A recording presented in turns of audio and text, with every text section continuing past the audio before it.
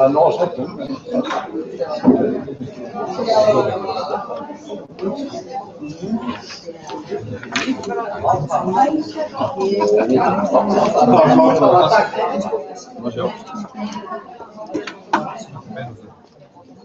Goed.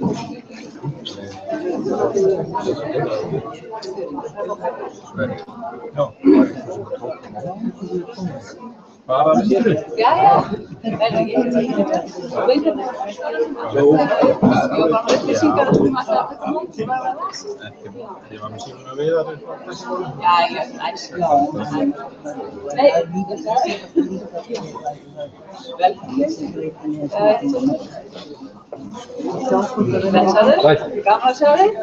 nee. Welkom in. Kijk, hello. De achterkamer zelf, hoe is dat? Ja.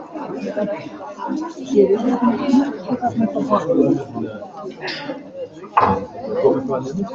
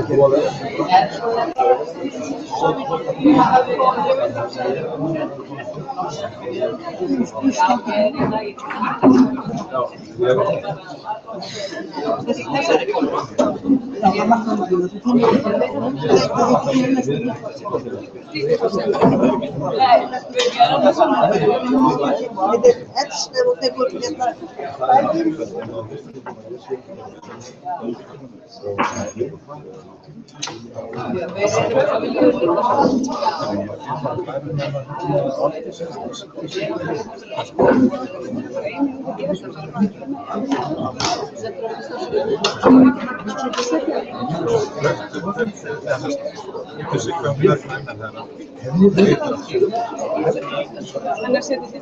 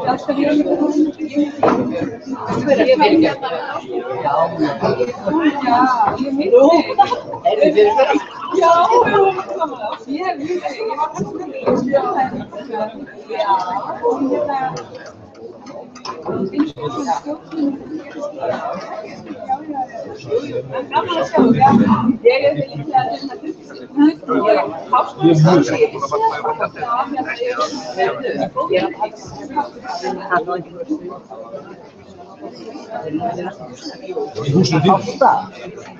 Zo, dat wel. De hoeven minder.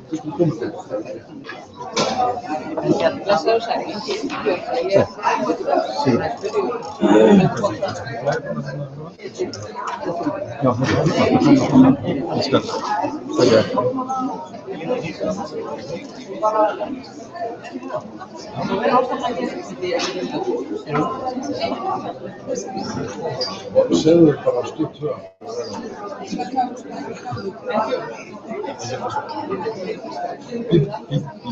BBC wel.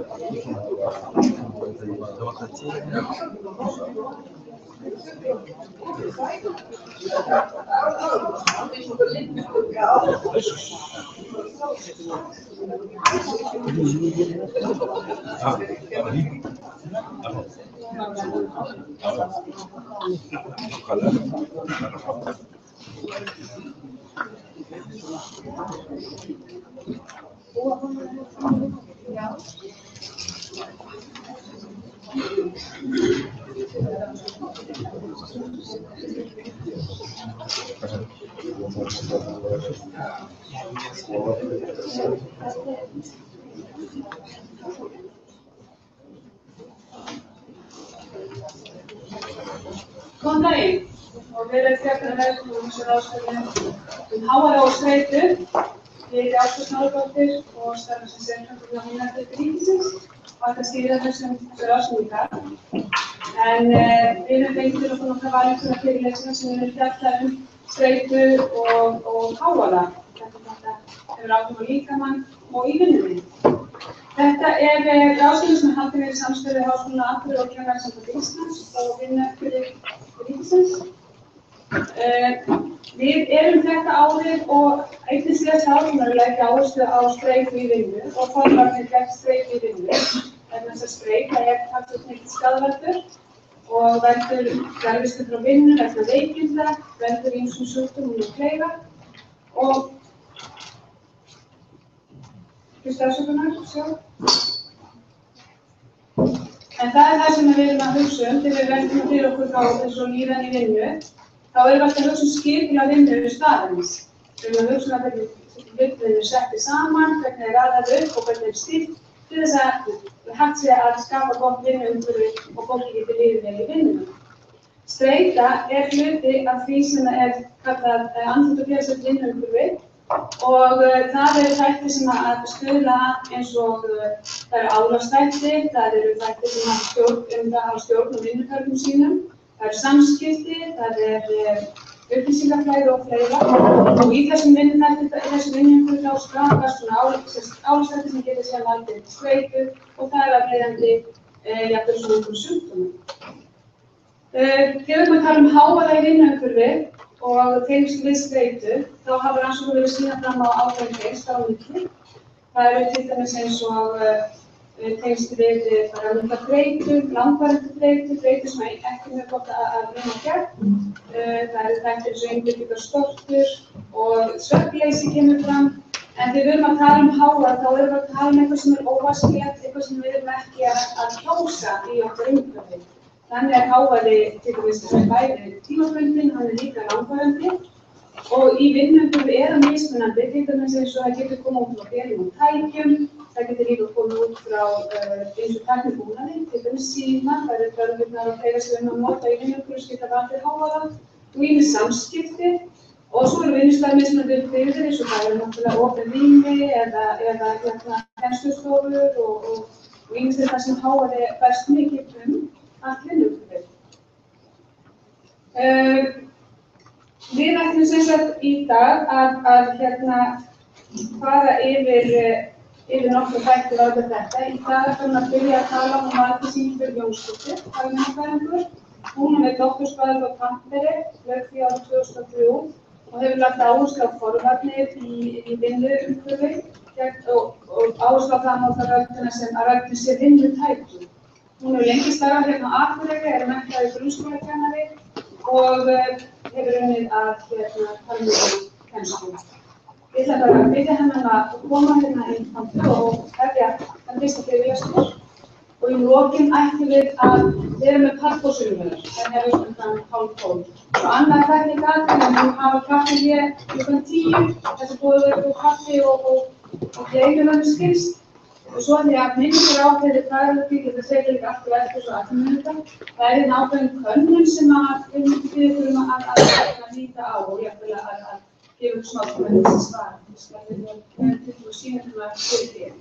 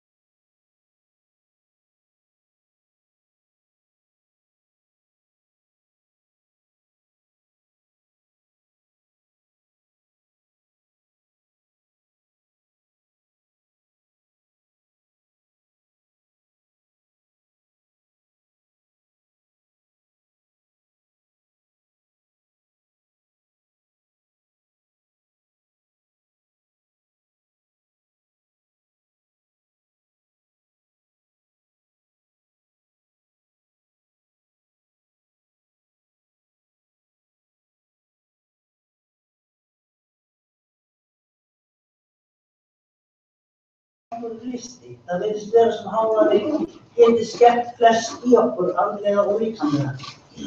Og þetta er það sem er nú kunnugt heyrnina, þetta óafturkræfa heyrnartap og þetta ólæknandi eyrnasvið sem að því miður virðist vera að festa sig svolítið í sessi í þessum gríðarlega hávaði. Ég var seinast í gær að heyra ungling lýsa því og mjög glaður á tindruðu augun að það hefði verið svo mikið stuðsk og að hjarta allan út í brjóstinu og svo mikið hávaði. Þannig að það er eitthvað sem við þurfum að skoða miklu betur, hvaða hávaðaumhverfi við erum að bjóða börnunum og hvaða eftirlit er haft með þessu í skólum eins og skólaskemmtunum. Þessu tilfelli var unglingurinn að tala neitt slíkt, áramótastuð í skóla.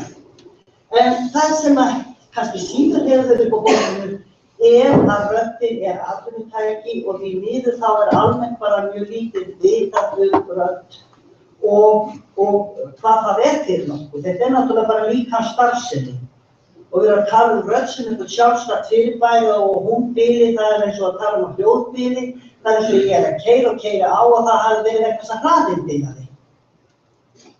Þetta er fyrirbæri sem að náttúrulega sjálfur sér er bara að segja okkur eitthvað sé að. Þannig að við erum að tala bænaskaðlega áhrif á rödd fullorðinna og barna og við sjáum að þarna eru rannsóknir á baku, þannig að þetta er ekki bara sem sagt út í loftið. Það sem höfum svolítið áfram með þennan lista, það sem við sjáum þarna er að þegar er svona mikið hávaði að þá eiga börnin erfitt með að mynda tengsl við félaga eða kennara. Þau hvílast ekki sem skildi eða sofa einhvers staðar þar sem er hávaði. Þarna til dæmis sem er tekið fram nálægt við þungar umferðargötur eða flugvelli og hann er streituvaldandi og bitnar á lífsgæðum fólks.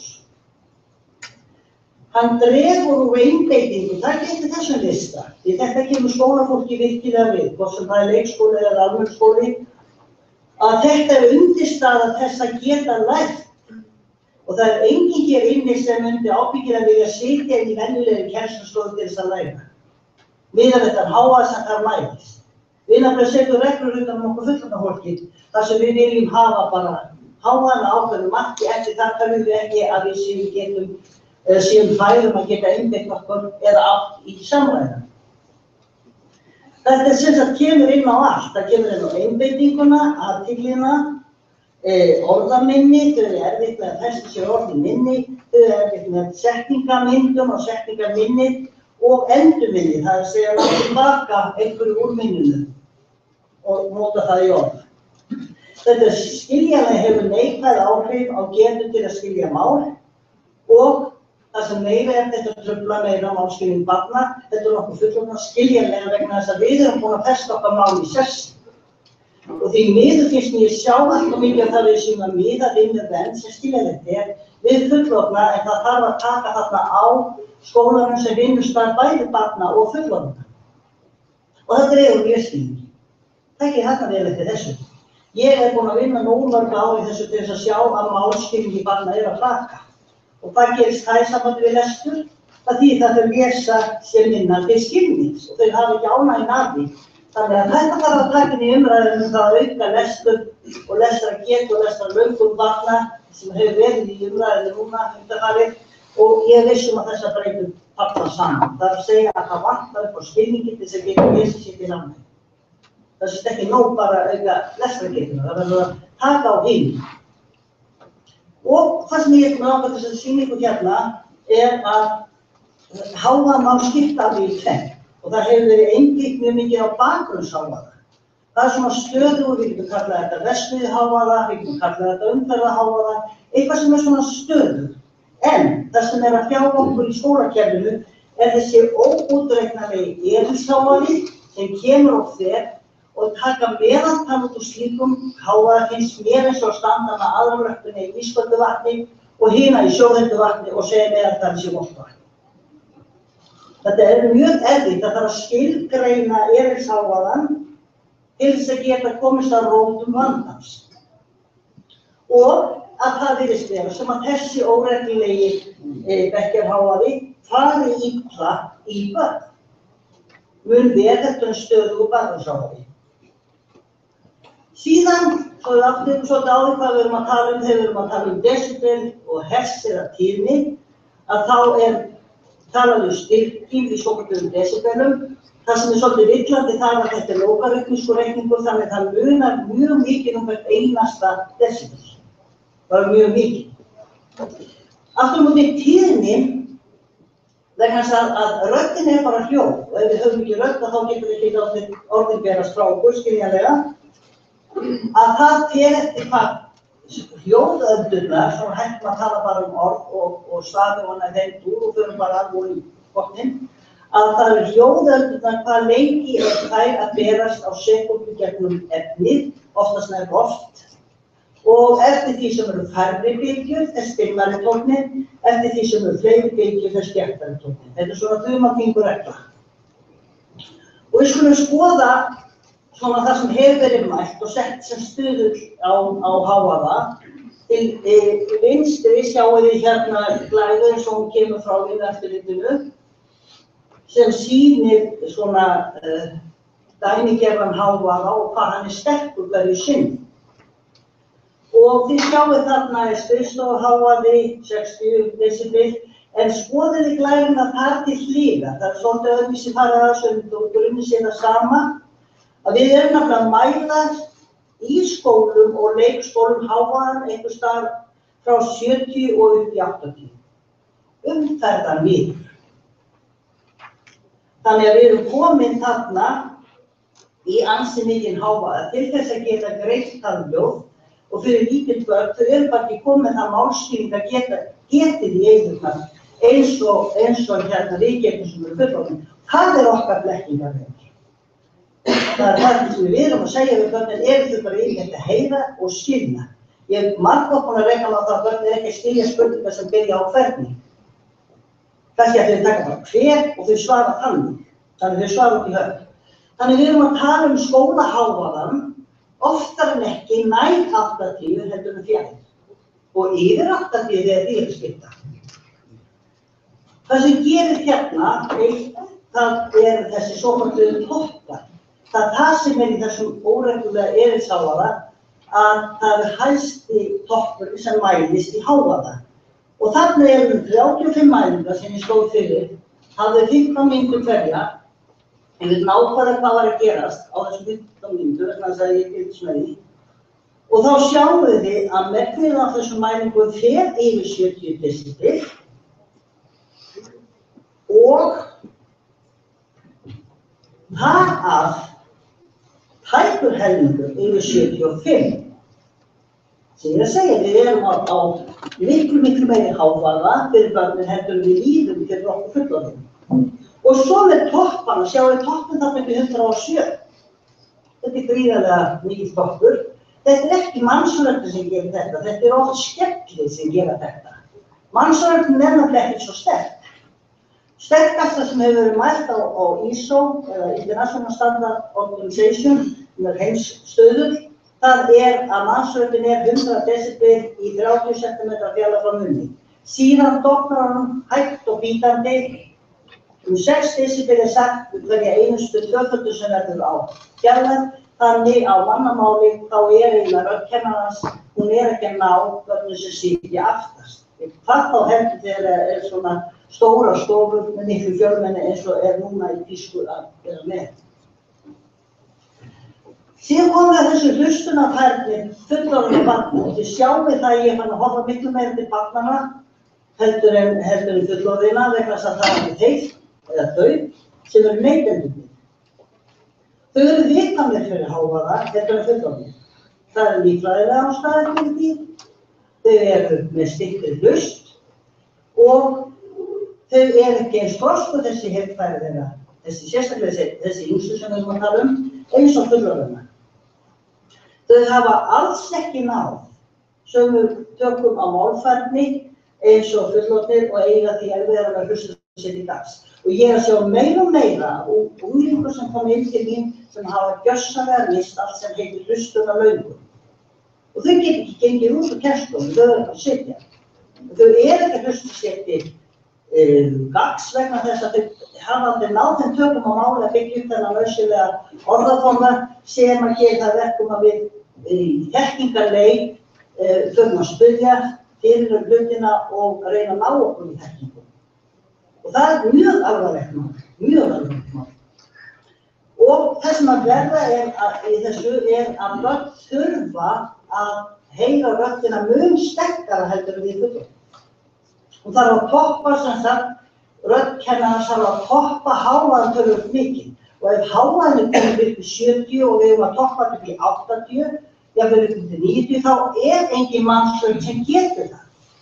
Og ég er hérna í salnum með fólk sem að hefur þurft að bíta í það súra epli að röddin hefur gefið sig undan álagi. Og hér er manneskja inni sem ég ætla að fá hérna upp á eftir sem er dæmi atvinnuslys þar sem röddin bara gaf sig allt í einu. Og þá er bara heilmikið spyrðið undan á mig þegar það sker. Sem sagt við getum ekki að fara háa, svo ég bara segja ykkur eins og ég. Þau þurfa mun betri hlustunarskilyrði heldur en fullorðnir hvað snertir allt. Og við munum ekki rugla því þegar við erum að tala góða hljóðvís, vissulega þarf að vera mjög nákvæm og góð endurómur, það segja að rýmin með hvorki vera bergmálandi né dauð sem við segjum. Hljóðið verður að geta búast. Og þau eru það sem að kannski við höfum ekki spá í að þau, sérstaklega í leikskóla, þau eru nær hávaðavaldanum sem er skellir í gólf. Þetta má líka tala þetta í leikunni fyrir unga krakka. Þau eru mjög nær hávaðavaldanum heldur við. Ég ætla að sýna ykkur niðurstöðu þarna sem ég forvitna á þetta því ég veit að skólapólitíkum hefur mikið að segja. Fjöldi barna og annað í þeim dúr hefur mjög mikið að segja í samband við hávaða. Skilja þig? Í hver einasta manneskja bætir við hávaða í rými. Þá komið er samfelldur kliður. Svona svipað eins og umferðargötur þar sem að bílarnir mynda svona mið.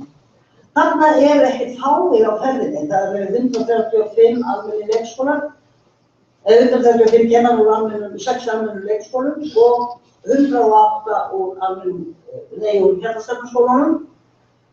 Þarna var verið að bera saman svör og sjá þeirra upplifun á hávaða.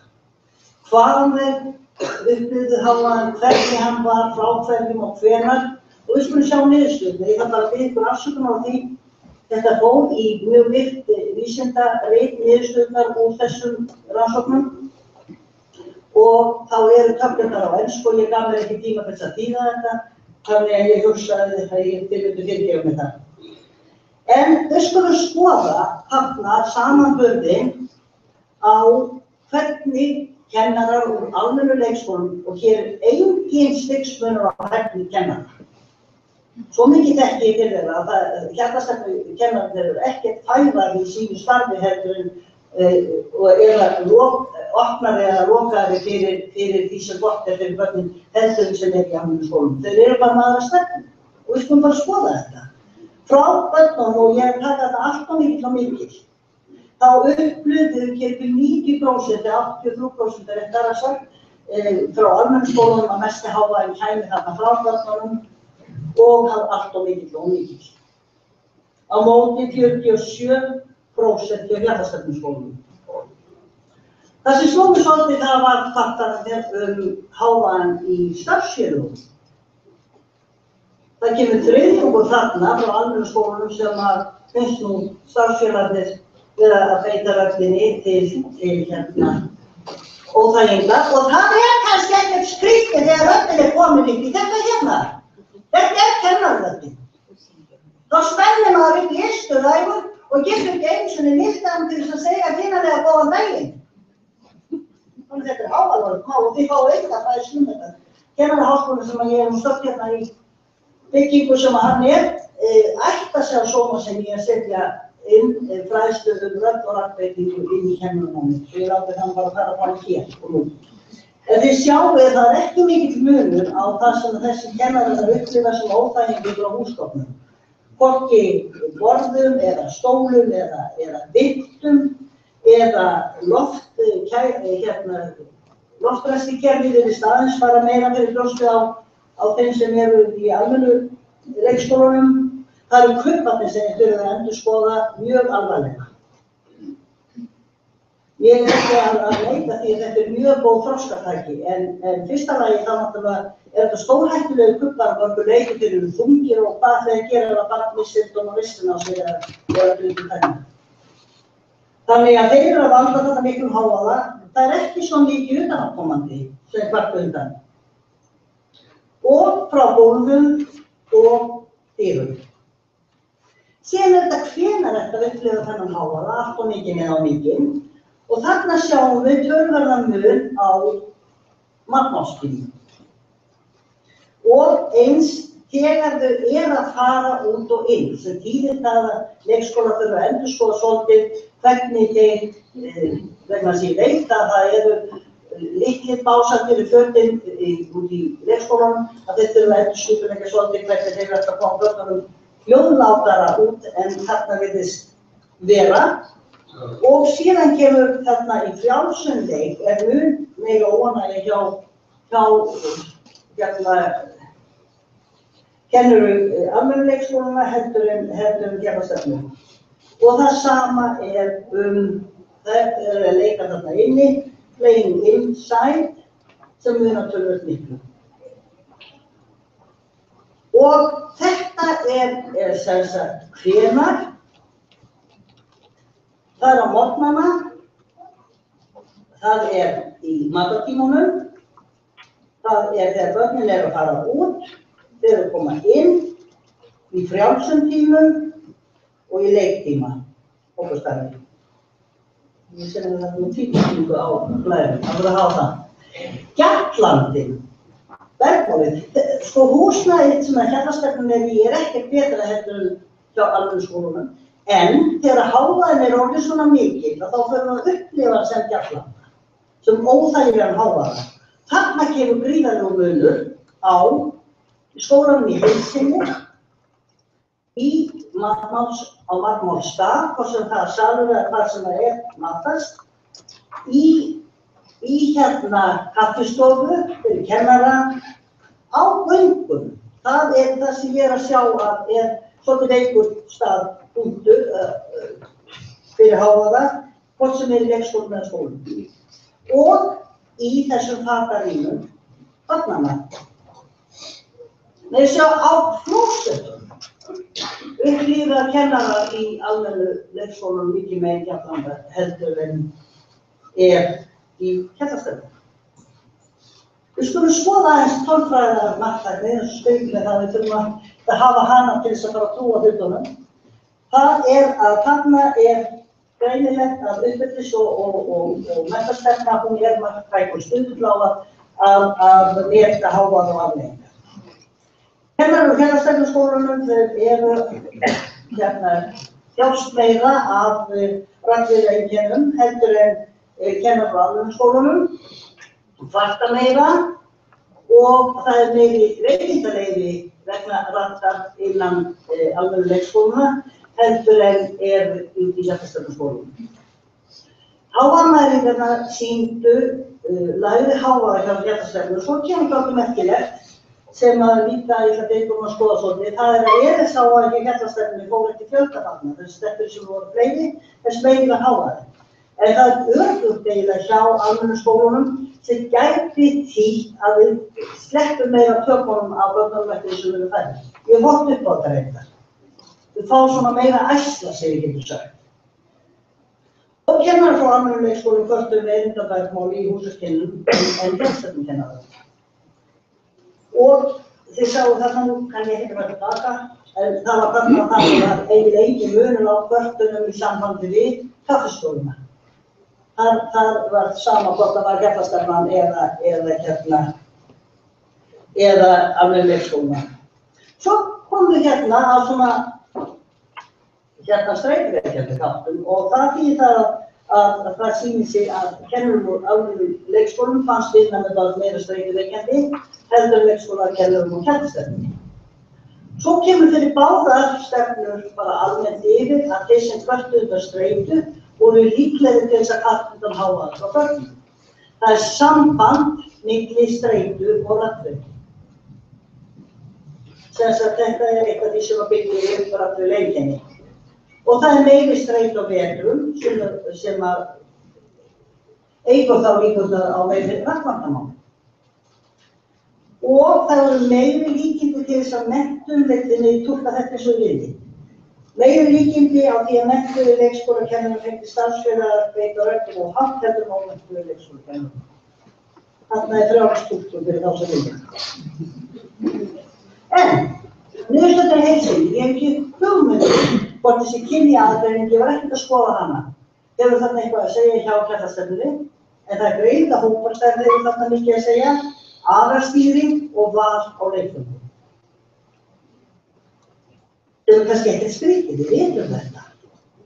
Og í heildina, án þess að tekið sér tillit til skólastefnu, þá virtust kennararnir kvarta mest undan hávaða frá börnum, frá kubbum, skólanum í heild, fatakerfum, þegar börnin að matast og þegar börnin að koma út og inn.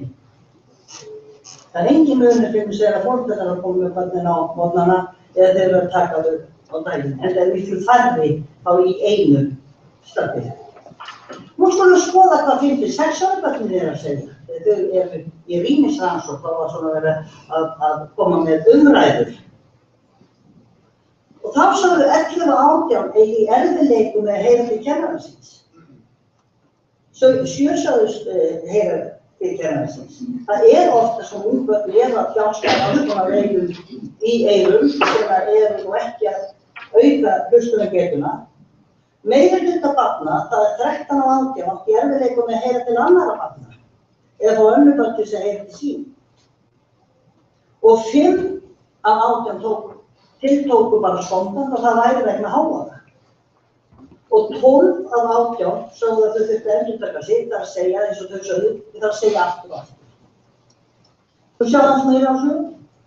Þetta eins og þau segja, þegar það ekki fljótt, þá ekki gott að tala af því þá svo margir hefðir. Þau kröfum í stílu. Þegar það ljótt þá gott að tala af því það svo fáir í herðstíðum og þá tóku flest þeirra að það væri heima sem væri best að tala. Hún sjá grunnskólana. Þetta eru 50 rúmdu kennarar á 2 grunnskólum sem svöruðu spurningalista hjá frá mér. Hvernig upplifði hávaði kennslu? Það sem mér finnst átti hrikalegt þarna að þarna þriðjungur, en helmingurinn sem að tala hávaði sé ómikið eða allt og mikið kennslu. Það er aldrei mikið þegar fjórðungur segja að það sé allt og mikið. Svörum skólum að 56 ára gamall. Ekki búið að ég það taka. Takk. Þetta er glásum.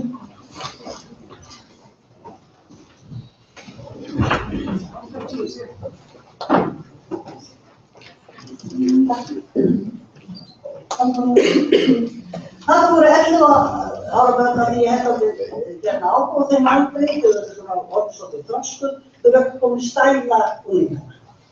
Og þarna spurt hvernig þessi strakar heimilkennarinn sína þeir eru lægt í skólanum.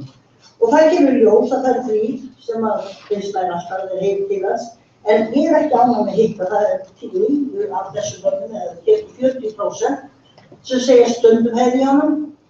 Og náttúrulega er alltaf einhver svona sem að heyri ekki hvað ástæðan sem það er. Hvernig líður þeir í hávaða? 17, það segir 71%, ykkur 34, sögðu að þetta væri allt í lagi. En mér líkar það ekki, það er 7 sem ég líkar. Mér líkar ekki að það líði illa. Og svo spurði ég svona aðeins þess að vita rattvenjur hjá þessum ábyggbörnum. Að það nú samt sko 40% sem að sögðu að þau öskruðu úti og 12% sem að sögðu að þau öskruðu stundum inn. Þetta er náttúrulega eitthvað sem að við getum svo sem með fræðslu upplýst af hverju það á ekki að vera öskra yfirleitt. Við öfum upp áhaldaföllum í kappleiknum til þess að öskra. Og mér finnst stundum fólk gera bara grín og segja já, ég var bara án alveg hreitt bara segja þetta í alveg. Af því öskraði svo mikið. En þetta er þekkingarleysi. Þarna hefðu áframlega fjórabörnin og þá kemur það í ljós að hérna 40% finnst hávaðinn í skólanum vera mikill. Það getur matsamt. Það þarf að taka þau mál algjörlega í gegn. Hvort sem er í skóla eða leikskóla. Og finna einhverja lausn á því sem já. Og svo hávaðinn í leikunni. Hvað vilja kennararnir sjálfir? Þeir vilja færri börn í hóp, þau vilja meira aðalstjórnun og draga úr utanaðkomandi hávaða frá húsgögnum og borðbúnaði. Hvað eigum við að gera?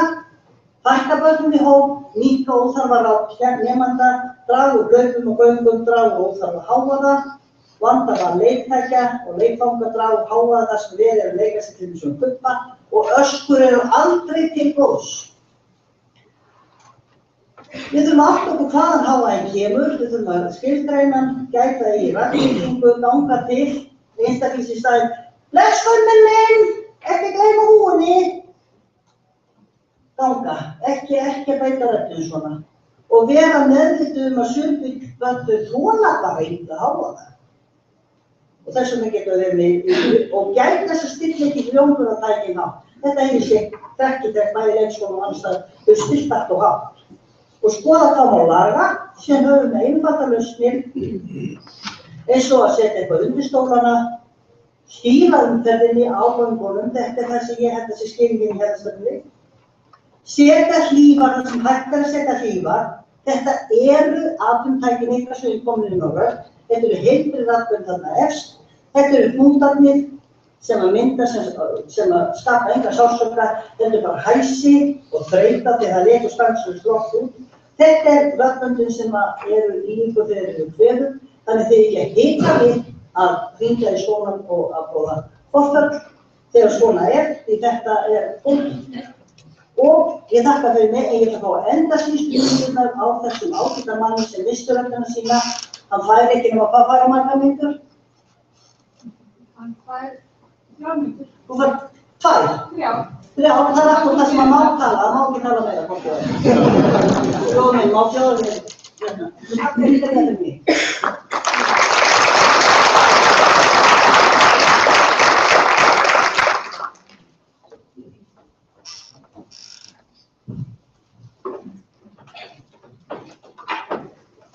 gaman að sjá þessu. Ég heiti Jóhannes Gunnar Leinarsson og íþróttafræðingur, kennir í Menntaskóla. Ég var íþróttakennari þar. Ég aðeins að deila með því sem fyrir mig kom, sem gerðist fyrir 3 vikum síðan. Þá var ég að kenna mér 7. sundkennslustund í einni lotu. Og þar ég að keppa svolítið mikið við hávaða ekki bara á nemendum, heldur utan að koma til aðstæðum. Og í síðustu kennslustundinni, þar sem ég var að beita öllum, þá bara kennilega gáðum sig, bara fast. Ég sársöka í fólki og öllum bara vennilega hvað. Og það þegar maður skoðar heilt yfir og reyna að rýna í aðstæður og annað, þá svo sem þetta ekkert skrítið. Þetta 31. kennsluárum. Sem dálítið afbrigðilegt því að meðal starfsaldur íþróttakennara á Íslandi 4,7 ár. Það helst svona hæfileikastöður teikningar eins og ég sem halda áfram í íþróttakennslu en ekki býð spennan. Ég veit samt að segja ekkert hvað framtíðin verið í spönsir. Ég eins og þeir það opinn með öllu og það alveg ljóst að talfærin eru skemmt.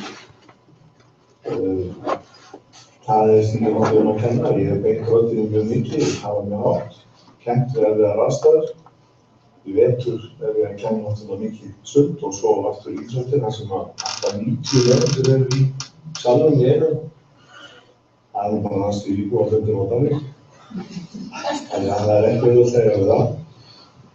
En það vakti svolítið athygli mína í svo bakkingum sem ég var að blaða í gegn. Það hvergi minnst á íþróttakennsluna. Eða kannski bara skólastofuna en íþróttahúsin og sundlaugarnar. Það jafnvel við að ég búinn mér að fullyrða að það lang erfiðasti staðurinn til að kenna. Það inn í tróðfullu íþróttahúsi og ég vil minna það líka að þessi hávaði sem skapast við þessa kennslu að hann stórum hópi barna mjög erfiður því að stórum hópi barna á bara erfitt með að þola hávaða heilt yfir. Það myndi vera með bara að sleppa eða bjóða með dæmi krakka í íþróttum í fyrra sem voru með bara heyrnartól, lokuðu bara fyrir hávaðann og það fullir því að þessi decibelrendi sem Aldís var að setja hefur hann miklu hærri í skólastofum og í náttúrulega. Það alveg eins og.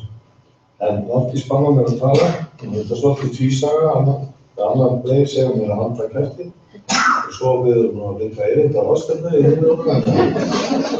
Það orðið svona eins og margættis bóktíkus og segja eitt en yfir allt annað. En svona staðan og við viltum fá einn fórmann til að sína og þetta staðan og ég sagt að segja þessu síðan, veit ekki hvað það var þessu. Takk.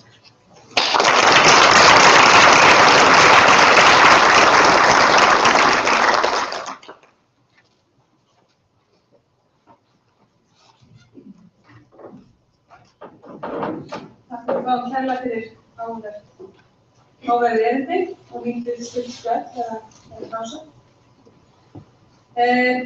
Við höldum áfram og nú kemur hann Erlingur Hlíður Kristinsson, háls-nef-og-eyrnalæknir, sem kannski vill segja okkur nánar það, hver tengslin við það sem Aldís var að tala og það sem hann var að uppgjöra. Erlingur háskóla-eyrnalæknir, hann segmentaður í Svíþjóð og starfar bæði á Sjúkrahúsinu Akureyri og Læknastofnun Akureyri. Gjörðu svo vel.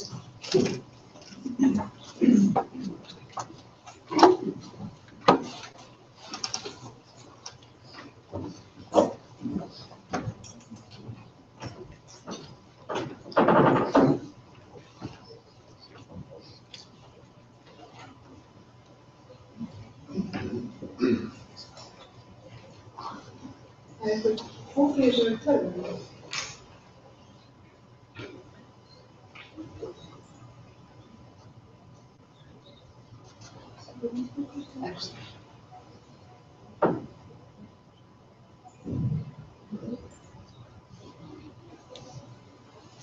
Sérsveingar. Já, Aldís til að hjálpa þér, já.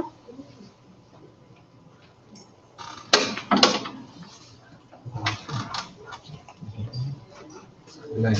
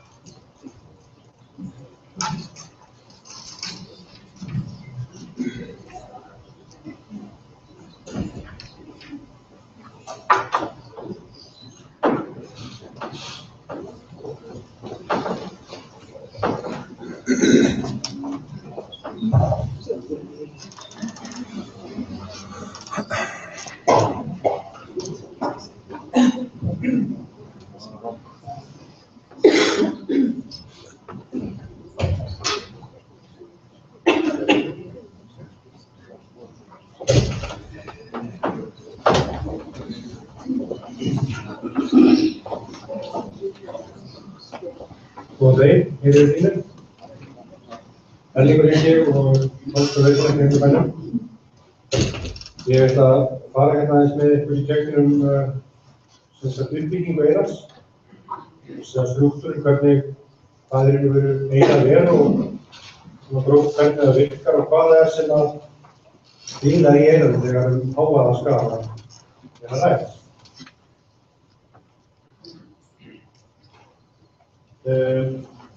Eins og við sjáum þá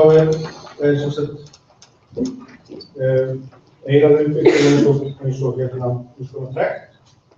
Það hlustargangurinn sem endar í hljóðhimnunni og síðan er hljóðhimnan sem tengist við eyrnarbeinin sem eru þá hamarinn, steðjinn og ístaðinn. Og þessi keðja, hún er ábyrg fyrir því að það sem við heyrum, það er hljóð berist inn í innra eyrað. Þessu skipt oft út þannig að við tölum ytra eyrað sem er sjálft eyrað, sem við sjáum á höfðinu á öðrum, og svo hlustaganginum að hljóðhimnunni. Síðan tekur miðeyrað við, sem er þetta svæði hér, það er að segja hljóðhimnan og eyrnarbeinin, og þar fyrir innan höfum við svo innra eyrað og það er þar sem að galdurinn gerist. Eyrnabólga í börnum og slíkt, það leggst að þetta svæði hér, það er að segja miðeyrað. Og það var þetta bólga í þessu svæði þannig að eyrað fyllist af vökva og það hindrar hreinlega hreyfingu hljóðhimnunni. Svo til að átta sig á stærðinni á heyrnarbeinunum, þá var þetta svona mynd sem sýnir eurocent, ég hafði enga íslensku krónu, en hérna, þetta er svona skematísk mynd af stærðinni, en við sjáum að þetta er ekki stóri hlutir sem máli snýst um. Nú ef við komum aðeins dýpra inn í eyrað og tökum aðeins burtu, við sjáum hérna kúpubotninn og eyrað og hlustina, hljóðhimnuna og heyrnarbeinin hérna litlu, og hér inni er þessi kuðungur. Hann er síðan tengdur áfram inn í heilann með heyrnarkuðungur. Þessi bogar sem þið sjáum hér, það tengist jafnvægiskerfið. Og eyrað og jafnvægiskerfið, það fylgist alveg að, þannig að hluta til er sami vökvi sem gengur allt kerfi, bæði þessi bogagöng og kuðunginn. Ef við tökum kuðunginn og skoðum hann aðeins nánar, þá er raun og veru sjálft heyrnarlíffærið, það er raun og veru þetta hér. Þetta kallast organ of corti. Og þessu er haganlega fyrir komið inni í kuðunginn, sem gerir það verkum að hreyfing í þessu litla líffæri veldur í að það myndast taugaboð og við förum að heyra.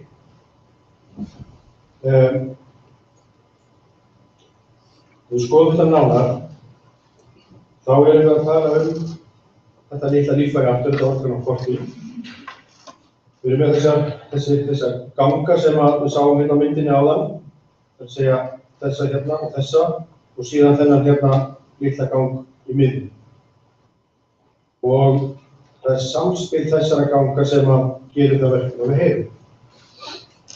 En fyrst til þess að átta sig og skilja þetta aðeins betur, þá þurfum við aðeins að skoða betur þetta líffæri.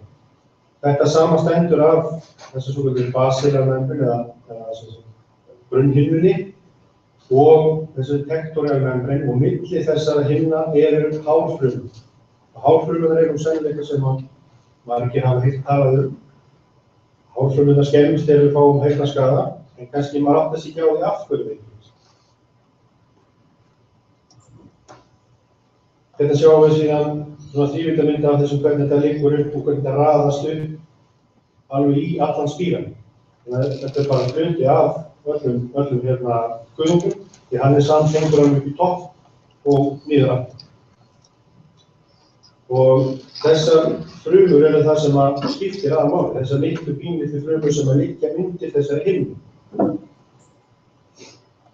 Og hérna sjáum við aðeins betri mynd af þessum frumum, koma í svona tveimur pörum, ytri og innri hárfrumur, og í hverju eyra talað að séu þetta 17.000 til 23.000 heyrnarfrumur hvoru megin. Og ef við skoðum aðeins nánar þessi hár sem eru á þessum frumum, þá eru þetta svona þunn hár sem eru bundin saman og kallað stereosíli, sem við séum fræðilegu, en þau eru tengt öll saman til þess að gefa sem mesta virkni inn í frumum. Er allir með? Við erum komin inn á miklu minna heldur en við tölum hár, því að manns hár er miklu sverra heldur nokkuð tíman einn hárfruma. Þetta eru þessi litli svona nefnaröður þræðir sem hreyfast undan himnunum. Það sem gerist þegar hljóðið berst að eyranu, þá skellur það á hljóðhimnunni. Og hljóð vinnur ekki annað heldur en bara bylgjur hreyfing loft, það er að segja mismunandi samþjöppun á lofti, sem er í mismunandi tíðum og mismunandi styrk, og þetta reagerar eyrað á með því að hljóðhimnan hún titrar. Hérna sjáum við skematíska mynd af hljóðhimnunni, af hamrinum, steðjanum og ístaðnum. Og þegar hljóðhimnan hreyfist fram og tilbaka í titringu, þá veldur það hreyfingu á þessari beinkeðju og þetta ístað hreyfist inn og út úr beininu sem að kuðungurinn er í. Og það er þessi stimpil hreyfing inn í kuðunginn sem gefur hljóðupplifunina, eða sem hreyfinguna inn í kuðunginn og þar með þetta hljóðupplifun. Þannig ef það er einhvers staðar hindrun á þessari leið, það er að segja hvort sem það er eyrnatappi í eyranu eða vaxtappi eða mærgtappi, hvort það er vökvi í eyranu eða hljóðhimnan er rofin af því að það er gat á henni, hvort það er kölkun í þessum heyrnarbeinum og þá í ístæðinu, þá verður leiðinni truflun og kemst hljóðið ekki inn í kuðunginn. Það er sem sagt svona þessi algengastu vandamál sem að hrjá sérstaklega krakka. Þessi leiðinni truflun vegna þess að miðeyrað er allt saman fullt af vökvi. Ef við skoðum aðeins kuðunginn og rúllum honum út, þá erum við með þessi heyrnarbein og þau tengjast inn í ístaðsplötuna og ístaðsplatan sem gengur svo stimpill inn í þennan spíra sem við erum búin að rúlla út hérna, og þegar hann gengur inn hér þá færist bylgjan alveg upp í topp og fer svo niður tilbaka og út sem sagt hringglugga. Þannig að ef við erum með lokað rými af vatni, þá getum við ekki aukið þrýsting í því nema við höfum þessi treyft vatni í því nema við höfum möguleika á því að það geti komið þetta útslag tilbaka. Og síðan titrar þetta ákveðin himnu. Og þið sjáum að þessi himna sem ég var að sýna ykkur á það, hún liggur á milli alveg upp í topp. Og ef við skoðum þetta aðeins betur, þá sjáum við þetta heyrnarhlutan hér, kuðunginn, og svo jafnvægis líffæri hér. Við skulum ekki vera að gleyma okkur inn í sveima núna. Hreyfing á ístaðinu veldur vökva þrýstingi inn í þetta og bylgjan færist upp í topp og kemur síðan tilbaka aftur og út gluggann heim. Þetta er raun og veru virknin í vökvakerfinu við erum. Við skoðum þetta aðeins í svona öðru sjónarhorni. Sama skapi hljóðbylgja eða vatnsbylgjan kemur upp, vökvabylgjan í hennu og vökvabylgjan kemur svo tilbaka. Á milli þessara hólfa sem að vökvabylgjan gengur upp og niður í, þar þetta svokallað organokkorn, þetta sem við vorum að sýna ykkur mikið á. Og þetta önnur göng inni í þessum tveimur göngum. Það voru allir ristir í göngum. En svona aftur þverskurður úr guðungnum. Þetta sjáum við þessi göngi sem að vökvabylgjan ferðast upp og niður. Alveg upp í spíranum, upp í topp og tilbaka aftur. Og þessi hérna hluti á milli. Og það sem svolítið skemmtilegt við það það að þegar það gengur vökvabylgja upp í gegnum guðunginn og tilbaka aftur, þá verður hreyfing á þessu hérna líffæri. Það lyftist upp og lyftist niður. Og þessi hreyfing raun og veru það sem að hljóðið verður. Og við skoðum hárfrumurnar sem við vorum að sýna hvernig á það, þá sjáum við hvernig þær hreyfast eftir því hvernig vökvabylgjan gengur fram og tilbaka.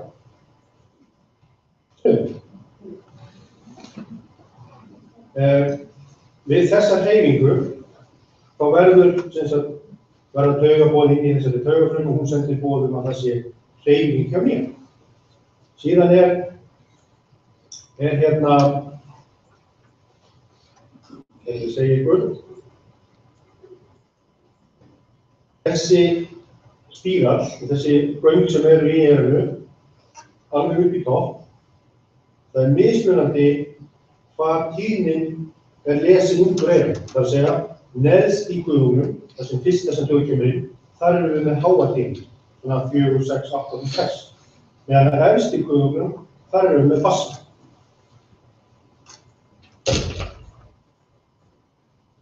Það sem gerist við háaðan það að það verður það mikil hreyfing á hljóðhlustinni, eða á þessum strúktúrum saman, að þeir hárfrumurnar þær sveiflast fram og tilbaka. Og með tímanum þá verða svona raðir af skemmdum í þessum hárfrumum. Sem þýðir það að það sem að hárfruman hefur ekki hár, og þá getur hann ekki skilað nefnum skilabóðum og það sé einhver hreyfing í gangi og sé. Saman eins og við erum með hugsa okkur þangi á hafsbotni þar sem að ganga yfir mikla bylgjur. Það kannski þolir í smá tíma, en svo líður tíminn og þá fara þangblöðin að hverfa af. Og eftir sitja færri þangur. Það ekkert ósvipað með eyra, þeim meiri hávaði sem við verðum fyrir, þeim meira hverfur af þessum hárfrumum. Og þá sitjum við upp með svona hávaði.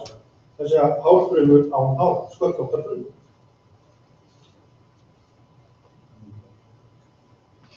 Hvað sem gefur okkur hávaða? Það eru ýmis heimilistæki, ryksugur, golfröðar, sæi, kláttfrumur. Og maður skildi þess ekki slá garðin sem við með veitandana.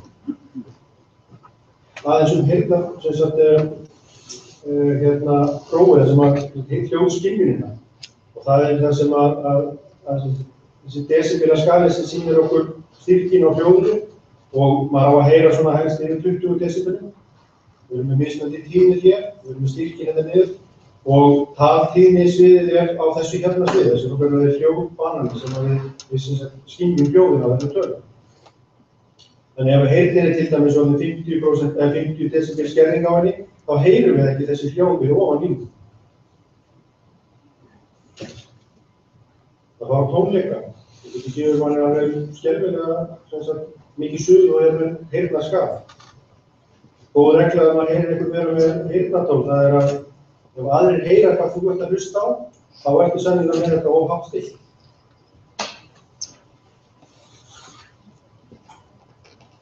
Þessi inn í eyri heyrnartól geta verið mjög öflugt og líka ekki út fyrir verða. Þau geta gefið gríðarlega mikið hávaða.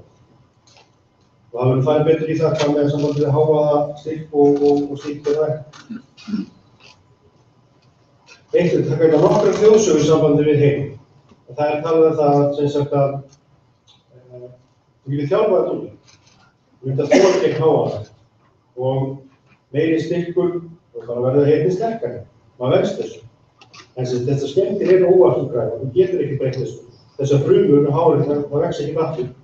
Ég veit það karlmenn sem eru að tapa hárið, það vex ekki aftur. Og meiri hávaði, meiri skaði.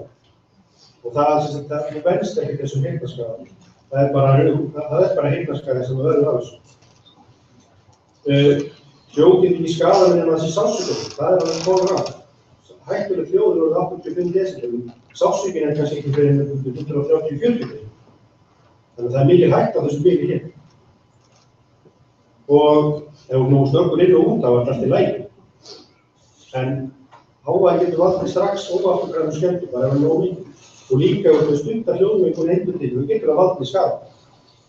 Og teka það sem dæmi vörubílstjóra sem er að kúpla af og á loftþrýstingum fyrir aftar tengjum.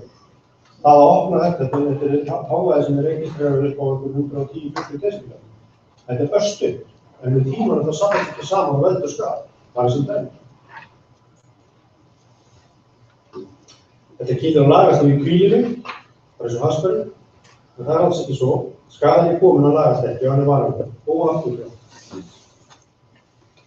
Og þó að tapi smá heyrn, þá fær maður sér bara heyrnartæki, þessu er bara eins og með dýrum, fengi sjónarnætti.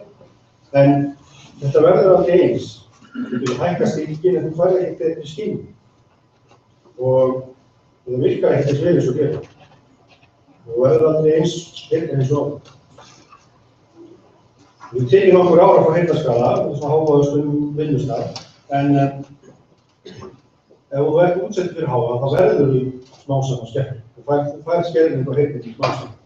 Þú tekir ekki tíma, fer þetta því hversu mikið þú ert og hversu sterk eyru þú ert með. Fólk hefur mismunandi sterkar og mismunandi fjölda hárfrumum og þolir kannski mismunandi þessar hávaða. Við höfum 2 menn sem vinna báðir á járnsmíðaverkstæði og eru alveg útsettur fyrir nákvæmlega sama hlut. Hvorugur með heyrnartól, annar er heyrnarlaus 45-70. Það getur verið mismunandi á milli hvernig þessi heyrnin gangi búið. Og mikilvægt að hafa svona þumalpunta með sér alltaf og það er að ef það er mikill hávaði, það hefur hávaði það mikið, þú ert að hækka röddina þegar þú talar og ert bara í hálfsmetrisfjarlægð, þá ertu með ómikið styrk í kringum. Eins og Valdís er búinn að tala hávaði verður þreytt og byrja ekki. Þú getur kæruvexinu og það getur verið hættulegt þegar þú ert með erfið tæki og vélar í gangi. Og þetta verður alltaf suð í höfði sem það getur verið mjög þreytt. Takk fyrir mig.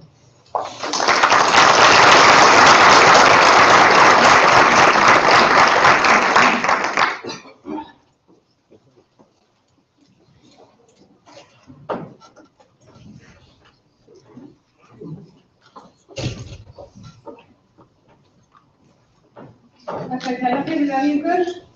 Ég ætla að minna það að í lokin verðum við hagstofsumur öll sem að við munum tala þá samræður út í sal. Þannig að endilega komið hjá okkur eftir áhugaverða spurningar sem þið hafið og við munum taka hérna í lokin. Núna er ég hér í hálftíma og ég ætla að minna á þetta. Þetta er þetta borðinu aðferðstofnum. 20 mínútur. Ég myndi þetta er líka spurningakonum, nokkur er vendur en við kíkja á þetta tíma til að svara. Og ég sé þetta aftur með 2010. Það er framleitt á kaffi og heigur.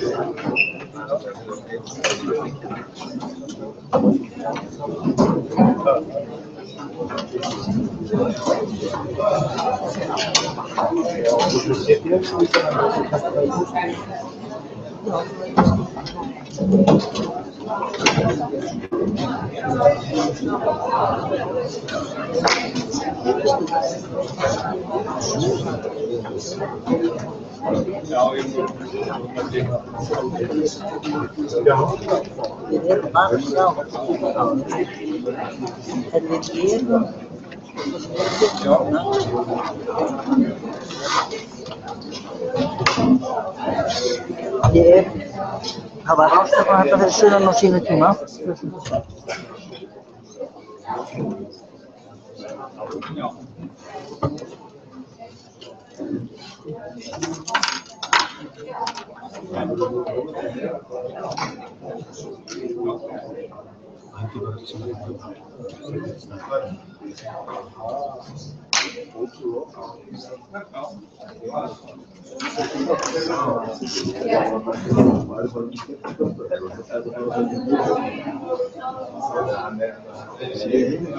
Sigur talsverður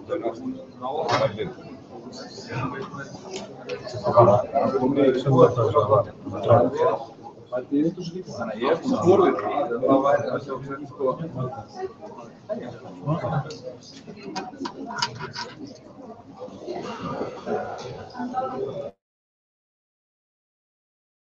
Það er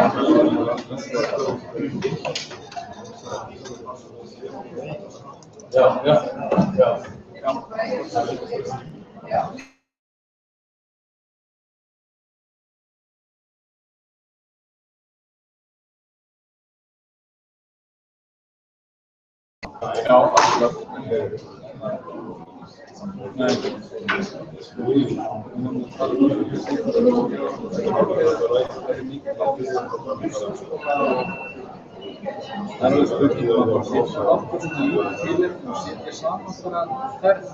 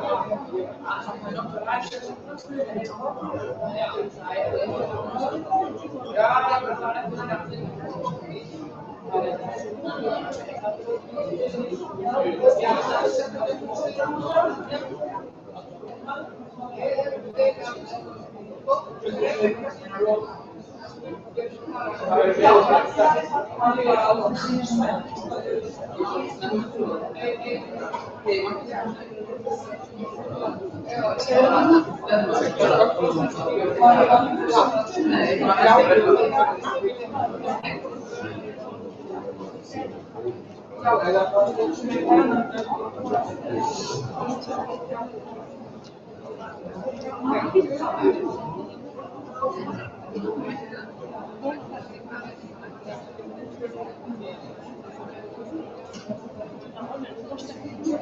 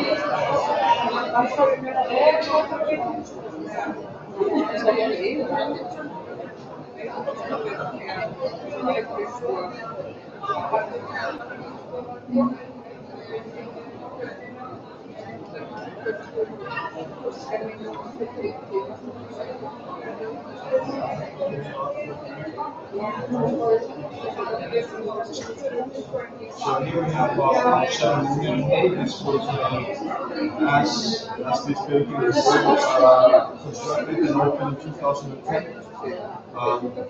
This is used for the classwork, so for conferencing or meetings and so on. That's about, we can extend that here. There is another big classroom in here that you can extend it. Even taking down tables and so on, I believe that you can send somewhere between around 400. We use the ceremonial hall now for graduation ceremonies. We used to organize that as a big sports arena, but it's been unpersonal and not like, it's not on the university campus, so we try to fit everybody. We open up also here, so people can sit outside, and then we broadcast the ceremony as well to some other But of course, there needs to be a limitation to invites for graduating. We graduate about 350 students, so 78. So, this is but the facility. Before this, we could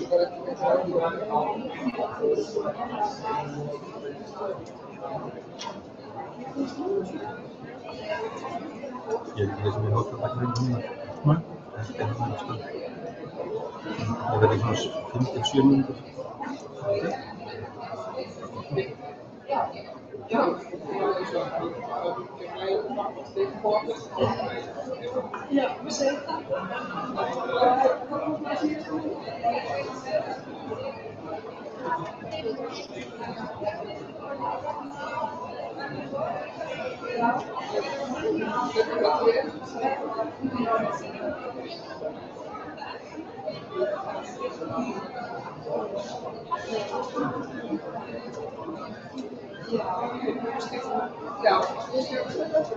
Venga, para þetta fyrsta. Sem aukur. Bækur sem bækur. Já, því nokkuð annað. Kátur sem kátur.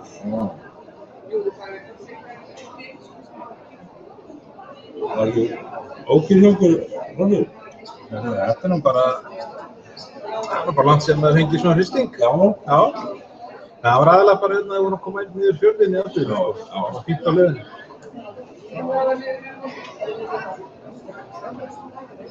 Þeir fengu að vinna fyrir kaupinu sem hljóðmennir. Já, það kemur fyrir. Það bara jákvæmt.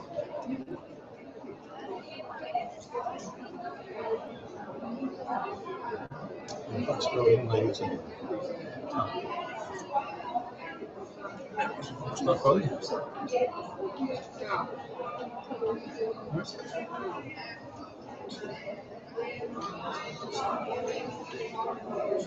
Svo var ég að horfa. Fimm.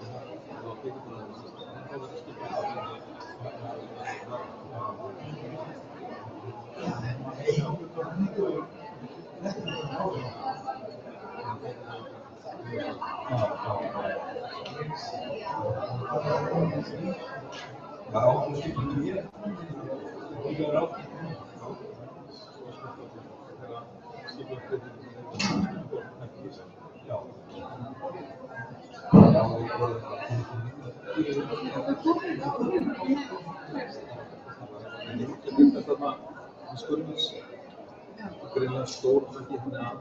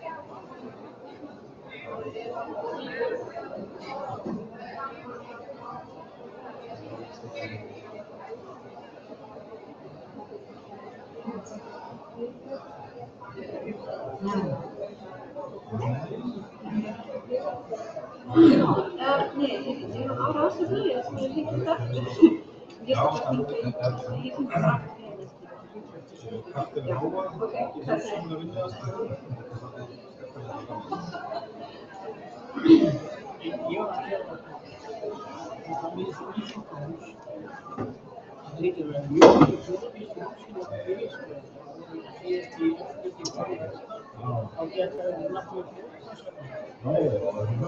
Já, það var svo lítið.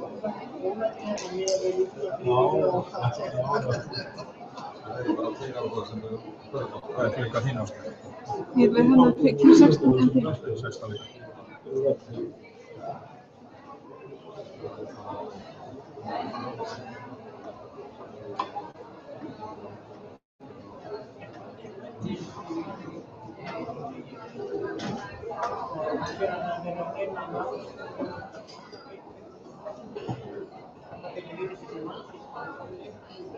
Já.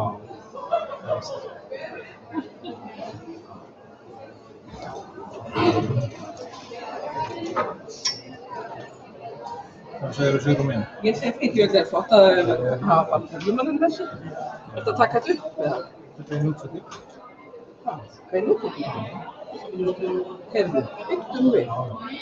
Ég er ekki með bara eins og segja, sko. En þá hún það sem sagt í stóra salina. Nei, það er allt netið.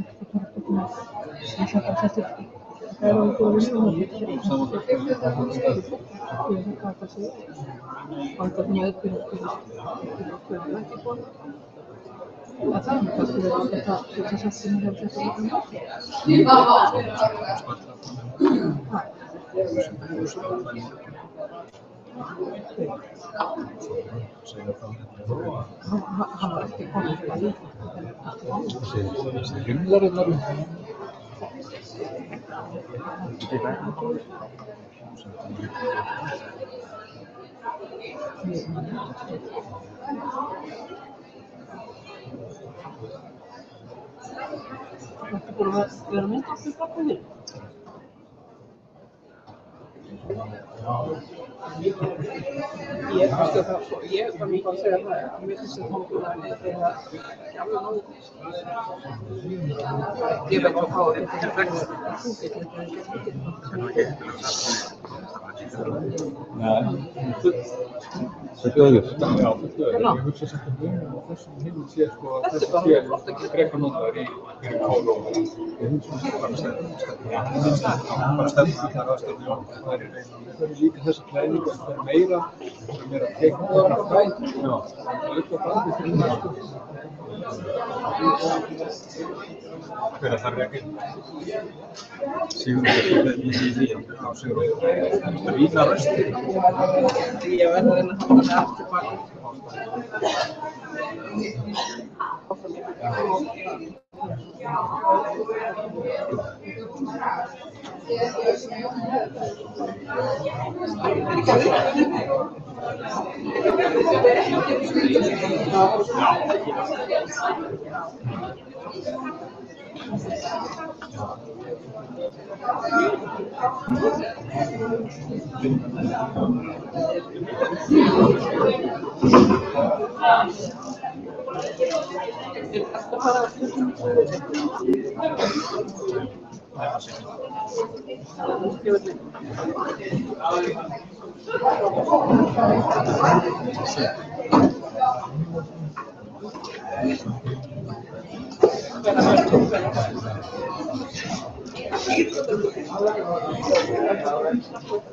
Jæja, ég ætla að rósa Akureyri hvað sem við setjum fyrir hálfleiks.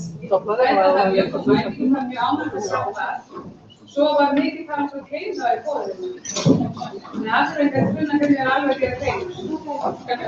En nú ætlum við að halda áfram með myndin og næstu kemur þetta Sigurður Karlsson. Hann er sérfræðingur og vinnandi ríkisins, hann er eftirlögmenn og hann hefur umsjón með ýmsum svona eðlisfræðilega þáttum við hjá okkur á vinnslutinu og hefur sinnt næringum og formögum, fræðslu og ýmsu varðandi háðara. Og hann ætlar að fara yfir reglugerðir í þessum efnum. í okkar lagalegum förðu. Ætli ég sé þess að reglum. Kristján Sigurður.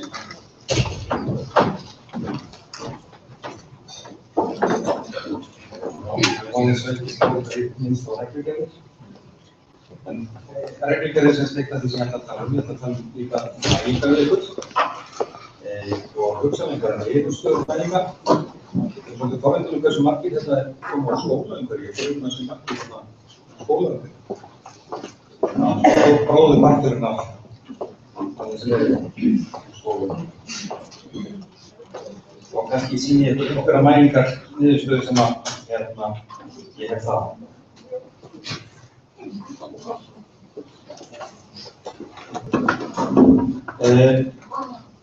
Já, það er ánægilegt að skuli vera vakin athygli á streitu með þessari ráðstöfunina.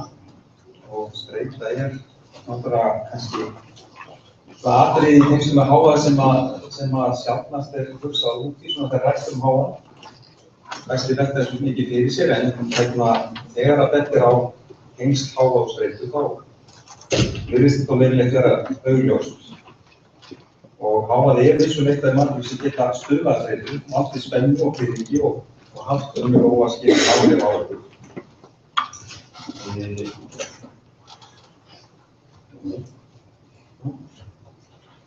Vinnutengd streita, hún verður yfirleitt vegna margra samverkandi þátta eða streituvalda. Það er sjaldnast þannig eitt tiltekið atriði leiðir til hennar. Vinnuumhverfi getur verið uppbreyta vinnutengdra streitu hjá starfsmönnum. Hávaði á vinnustað getur valdið streitu og það getur hann gert jafnvel þó að sé vel innan þeirra marka að hann krefjist aðgerða til að verja frekar. Til dæmis geta tíðar hringingar í síma eða stöðugur niður í loftræstikerfi valdið streitu á starfsmönnum sem þurfa að halda innflutningur í vinnum. Streitu áhrif hávaðans koma þá venjulegast fram í samhengi við aðra þætti eins og til dæmis þreytu eða vinnuálag. Og hávaðinn sem stuðlar bæði að streitu í tengslum við þreytu og vinnuálag.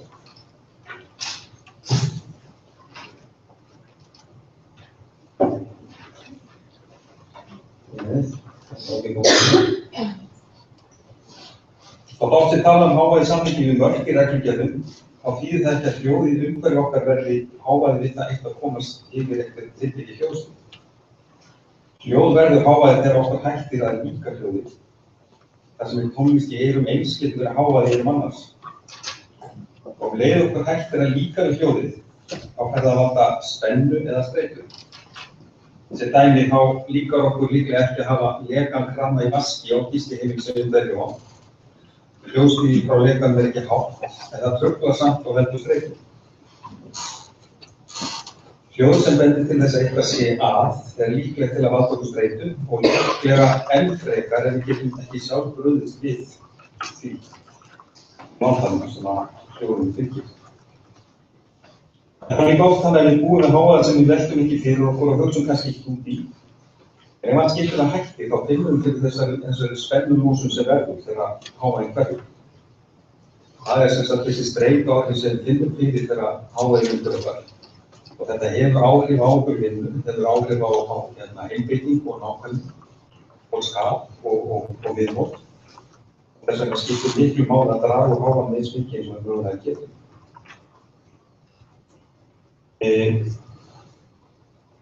Þannig að oft með alls kyns tækni búin allt í kringum okkur, það er loftræstikerfi í kringum okkur, það eru tölvur, byltur, kæliskápar, útvarp og fleira sem veldur oft og tíðum óþengum og streitu.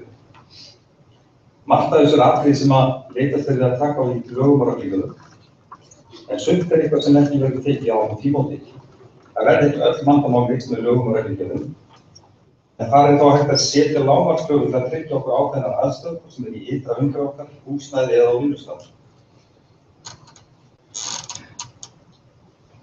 Í grófum dráttum þá lag- og regluverkin okkar skipt í þrennt þegar kemur á hávaða og leið eftirlitshlutverkinu þrískipt á milli heilbrigðiseftirlits, byggingarfulltrúa og vinnueftirlits.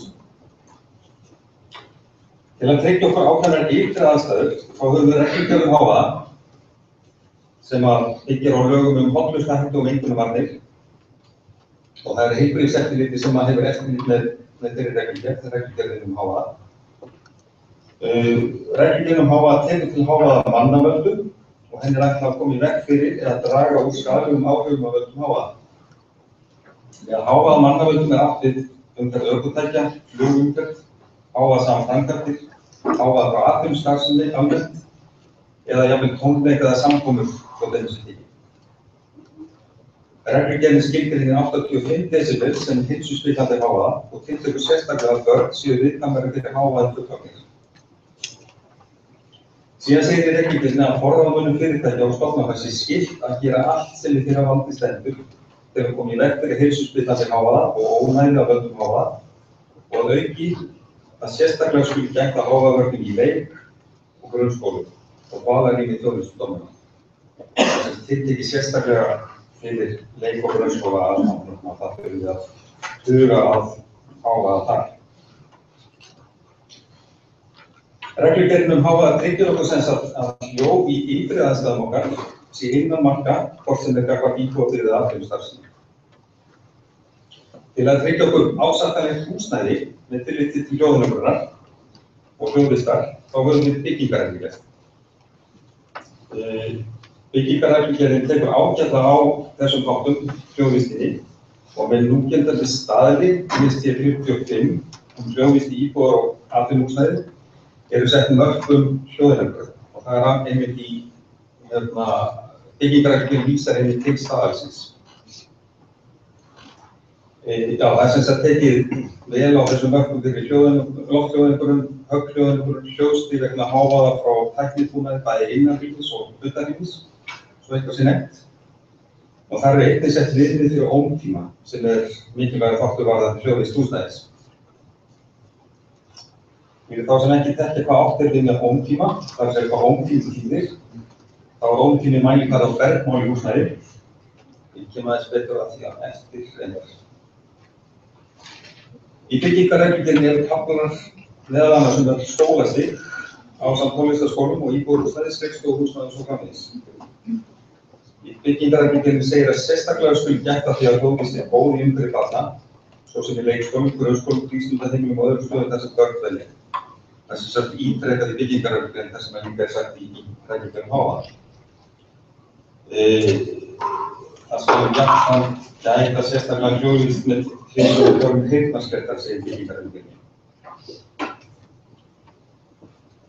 Þegar komið inn fyrir veggi húsnæðisins inn á vinnustæði, þá gildir reglugerðin varnir gegn álagi vegna hávaða á vinnustæði. Og það er reglugerðin sem vinnustæði starfar eftir. Þá er reglugerð sem sagt hávaða búin að tryggja okkur ytri aðstæður og byggingarreglugerð búin að tryggja okkur á húsnæði sé fullnægjandi hvað varðar hljóðvist. Og sem sagt vinnustæði starfar eftir reglugerð varnir gegn álagi vegna hávaða á vinnustæðum og hefur eftirlit með henni. En henni er fyrst og fremst ætlað að koma í veg fyrir heyrnartjón af völdum hávaða.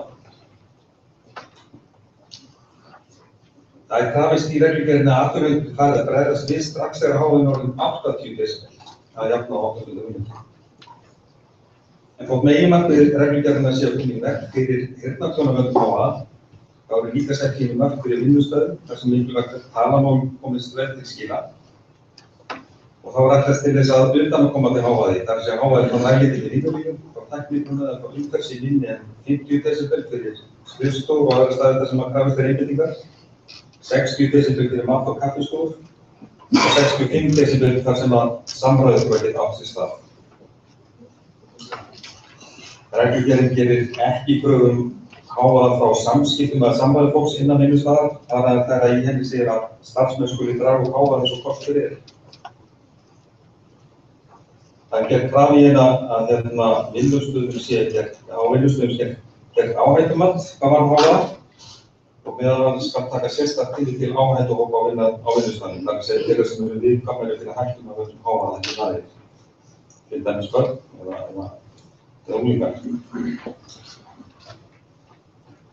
Það er sem þessar reglugerðum sett mörk sem eru auðvitað mælanleg og það er einmitt undan þeim verkefni sem Vinnueftirlitið hefur með höndum.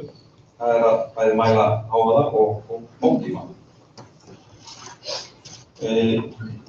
Og meðal þeirra mælingar sem Vinnueftirlitið gerir eru fyrsta lagi þessum kölluðu skammtamælingar.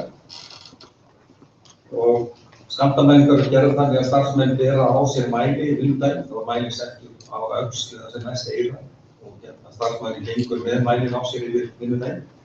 Og við fáum út úr þessu línurit sem segir á þetta til álag sem starfsmæður er lífið. Við sjáum meðaltalshávaðan og við sjáum hávaðan toppa og ýmsar fleiri upplýsingar. Þetta eru svona kannski algengustu mælingar sem við gerum á vinnustöðum, það eru skammtamælingar. Við gert á ótal mismunandi stöðum en langoftast eru þessar mælingar gerðar þar sem að tilefni þykir til, þar sem er hávaði eða mikil undanhávaði á þeim stöðum. Þannig að niðurstöður mælingar vinnueftirlitsins ætti kannski skoða í því ljósi að þær eru gerðar á hávaðasömum stöðum. Þær eru ekkert endilega þverskurður af ástandi kannski innan tiltekinna aðeignarinnar. Þetta verður vísbendingur verri aðstæður en gerist og gengur. Og við gerum líka ómtímamælingar og ómtímamælingar eru gerðar þannig að það er þögn í vinnusal og síðan er annaðhvort framkvæmdar hávaði með vissu, startvissu eða hátalara. Við gerum það með hátalara núldags og leið og hljóðið fagnar, hættir og að mælt hversu lengi hljóðið er að lækka 60 decibel. Það er sett mælikvarði á Bergmál. Það er það sem við köllum ómtíma. Hversu lengi hljóðið er að lækka 60 decibel eftir hljóðgæði fagnar. Og þetta er ótrúlega mikið atriði varðandi bæði hljóðvist og upplifun okkar á hljóði í rýmum en líka á hávaða í rýmum. Og þetta skiptir ekki síst máli þar sem að talamál er auðvitað á hávaðans að ómtími sé sem stuttur. Þó ekki of stuttur en hæfilega langur ómtími er það sem við segjum eftir. Talamál er þannig að þið heyrðu kannski á að þið fóruð hér fram að þetta er kannski aftilega fyrstu 2-3 komið fram og svo bættist þið í hópinn og þá eykst hávaðin mjög hratt. Því að öll þurfum við að ná okkar athygli og hávaðin verður því meiri eftir sem fleiri koma þarna fram og snarmagnast. Og þetta gerist frekar þar sem talamál er uppspretta hávaðans. Við reynum að ná okkar athygli og hækkum þess vegna róminn. Þannig að skiptir miklu máli þar sem að talamál er uppspretta hávaðans og ómtími hljóðvistin sé góð.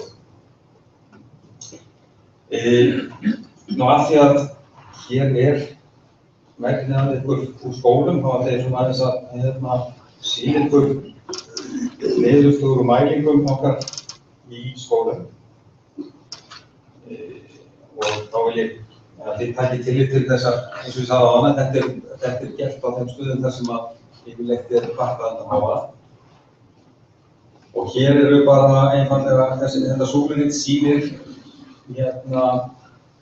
niðurstöður einstökum skammtamælingum hjá starfsmönnum og þetta er á leikskólum, mælingar frá upphafi frá vinnarhlutinu og til dagsins í dag má segja. Og þarna er meðaltalshávaðinn sem að starfsmenn búa við af þeim sem hafa borið skammtamæla á sig. Hann er á bilinu 66 upp í 98 decibel. Þessi 98 decibel er náttúrulega svolítið úr kortinu þarna með aðra mælingar og kannski varasamt að taka það sem einhver mælikvarða á þessum leikskólum. En meðaltalshávaði þarna samkvæmt þessu þá er það ca. 83 decibel í leikskólum. Og það er náttúrulega hávaði sem skapast fyrst og fremst af samskiptum og leik og starfi barna. Við erum búin að nefna það Valdís, ýmsa hávaða faktora í þessu og þetta hefur sýnt sig að vera á bilinu 66 og 98 decibel. Samsvarandi mælingar fyrir grunnskóla, það er á bilinu 62 til 88 decibel og aftur þetta er náttúrulega yfirleitt á hávaðasamari í hávaðasamari skólum og svona þessar hæstu mælingar eru kannski svolítið á stuðum við restina en maður sýnst þetta þeirra svona gegnum sneið 70-80 decibel. Ég má við aðeins. Eru íþróttastarfið og hulnaðar yfir þessum mælingar? Það kemur næst. Næstu glæður. Leikrumissalir. Ég reyndar ekki með sundlaugar þarna í þessu. Það er gerðar mjög fáar mælingar hjá okkur á þessu í sundlaugum, en þær hafa sýnt sig að vera líka háar. Þarna hafa verið gerð 31 skammtamæling á þessu árabili og meðaltalið er þarna í kringum 85 decibel sem að starfsmenn hafa búið við. Mælar alltaf settir á starfsfólk og þetta er vissulega með hávaðasömustu stöðum í skólum, það er leikrumikennsla. Ég er reyndar komið í leikrumikennslu þar sem maður kvartar undan hávaða og skipti nú minnst í því að leikrumikennari sem kvartar undan hávaða hafa með dundrandi tónlist í gangi í leikrumikennslu. Þannig að það var eiginlega mestur hávaðinn frá tónlisti sem maður spilaði sjálfur. Og það spila af því að ástæðið fyrir 2008 hefur ekki verið óskar eftir mælingu og nýsvöldasölu síðan þá. Nei, þetta eru síðustu mælingar okkar 2008. Á aftur skammtamælingar. Síðan höfum við gert ótímamælingar í sölu. Og það er það sem þetta sýnir næst ótímamælingar í skólum. Og það er sem sagt þessi tafla sýnir niðurstöður ótímamælinga. Það er sem gerðar í leikskólum 221 ótímamæling í mismunandi sölum. Og á græna svæðinu þarna það er þessi einamarka og samkvæmt byggingarreglugerðinni eða staðlinu þá er á ótímamælinga vera 0,5 sekúndur ef ég tekið það einhvers staðar. Og 47 mælingar af þessum 221 eru innan þeirra marka og fyrir grunnskólar 10 af 79 innan marka og í íþróttahúsum bara 1 af 48 innan marka. Og það er áberandi að langstærstur hluti íþróttahúsa hefur sýnt sig að vera yfir mörkum af þessum ótímamælingum. 0,5 fyrir það að hljóðið sé 0,5 sekúndur að koma tilbaka? Nei, það er 0,5 sekúndur sem það lækka 60 decibel eftir að hljóðið er þetta. Þú sér að það leiðir miklu lengri ótími í leikrumisölum í íþróttahúsum heldur en í kennslustofum og í leikskólarýmum, 1,2 sekúndur þar. Þannig að það er mismunandi mörk eftir einhverja aðstæðum. Já, það er lengur. Hafa verið gerðar þessar mælingar í tónlistarskólum? Mjög lítið verið gert af mælingum í tónlistarskólum. Ég raun og veru man ekki alveg eftir að einhverjum kennslustofum í tónlist sem hafa þó verið nýttar líka fyrir aðra kennslu. En ekki svona sérstaklega í tónlistarskólum. Það er okkur að beina frá. Þeir mælingar eru eiginlega allar gerðar að ósk skólana eða fyrirtækja. Já, þá er því bara þetta í leikum.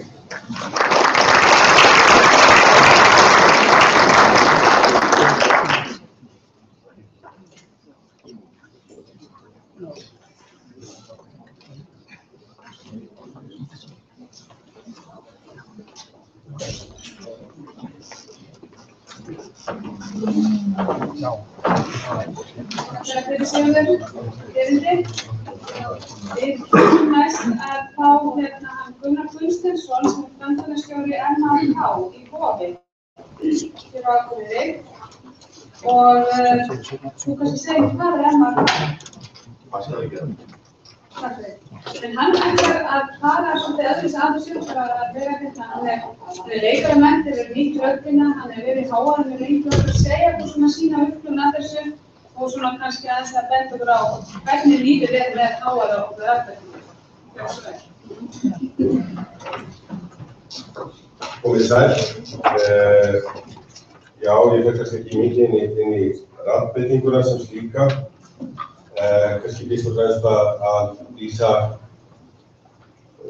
minni upplifun af því ég hef náttúrulega verið að reka húsnæði sem að býr til hávaða og á að búa til hávaða og á að vera með hávaða og með þess að fólk borgar fyrir að fá að vera í hávaða.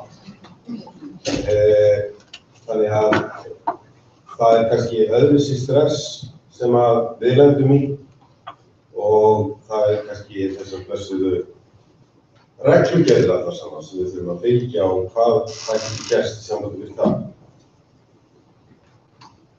Nú veit ég hvernig að snakka á þessu. Þetta ekki næstu skjár? Hvaða síðan er þetta ekki? Það mús. Herðu, ég ætla kannski aðeins bara segja ykkur frá sjálfum mér til að byrja með það sem ég myndi þá að ég er grunninn menntaður leikari. Hef verið það í ansi mörg ár. Fyrst og fremst þegar ég náttúrulega starfað sem leikstjóri og líka sem framleiðandi og rekið einmitt húsnæði, bæði Tjarnarbíó og núna ég komin alltaf hingað norður, aftur heim, ykkur sem héðan og að reka heilt sameiginlega félag menningarfélag Akureyrar sem leikfélag Akureyrar Sinfónía og menningarhúsið Hof sem kom í eina sæng. Ég kannski svona fyrsta skipti sem að ég fæ kvartanir yfir því að vera búa til óþarfa hávaða var þegar ég ákvað á sínum tíma að gera rock-söngleik fyrir börn, að vera með pop-tónlist, börnin eru alveg fyrir Kardimonbæn og fallega fiðlutóna og skemmtileg lítil dýr. En við dundruðum í það að vera með harðað og læti í íslensku óperunni með áslugkörni og það var bara blast á fullu og fólk satt svona stundum. En ekkert babb hélt fyrir eyrum, það var bara ógeðslega gaman. En það var vant í að vera þannig. Það var meira fullorðnir sem kvörtuðu. Þannig að ég svona alveg þurfti að díla við þetta í töluvert mörg ár. Ég var framkvæmdastjóri fyrir Tjarnarbíó í 10 ár og aðeins að segja ykkur svona söguna því. Þetta tengist þessu hávaða og stressi á annan hátt. Þetta húsnæði var í algjörðu niðurníðslu hjá Reykjavíkurborg. Það átti að loka því mörgum sinnum og brunaeftirlitið var staðsett að gefa okkur einhverjar undanþágur og það var eiginlega hægt að nota húsnæðið, andirið, það komu svona 20 manns þar inn en 200 áhorfendur, þannig að þegar það var hríð þá þurfti fólk að bíða úti. Það var svona óhengt á allan hátt. Þess að sjá þetta glerhýsi sem var byggt svo við, þar var bara port, átti að vera aðgengi slökkviliðsbíla til þess að komast þarna í bakgarðinn og gerði þannig að safna drasli og var bara eitthvað hættuleg. Á einhverjum tímapunkti þá náðum við að sannfæra Reykjavíkurborg að fara í endurbætur á þessu húsnæði. Auðvitað náttúrulega, við fórum alveg gegnum 2007 pakkan, Landsbankinn ætlaði að kaupa þetta og gera það við þetta og bla bla bla bla bla. Fórum alveg allavega þangað, gerðum margar viðskiptaáætlanir og allt saman þetta að skila fullt af peningum og allt þetta að græða. En á endanum þá ákveður borgin að fangst það.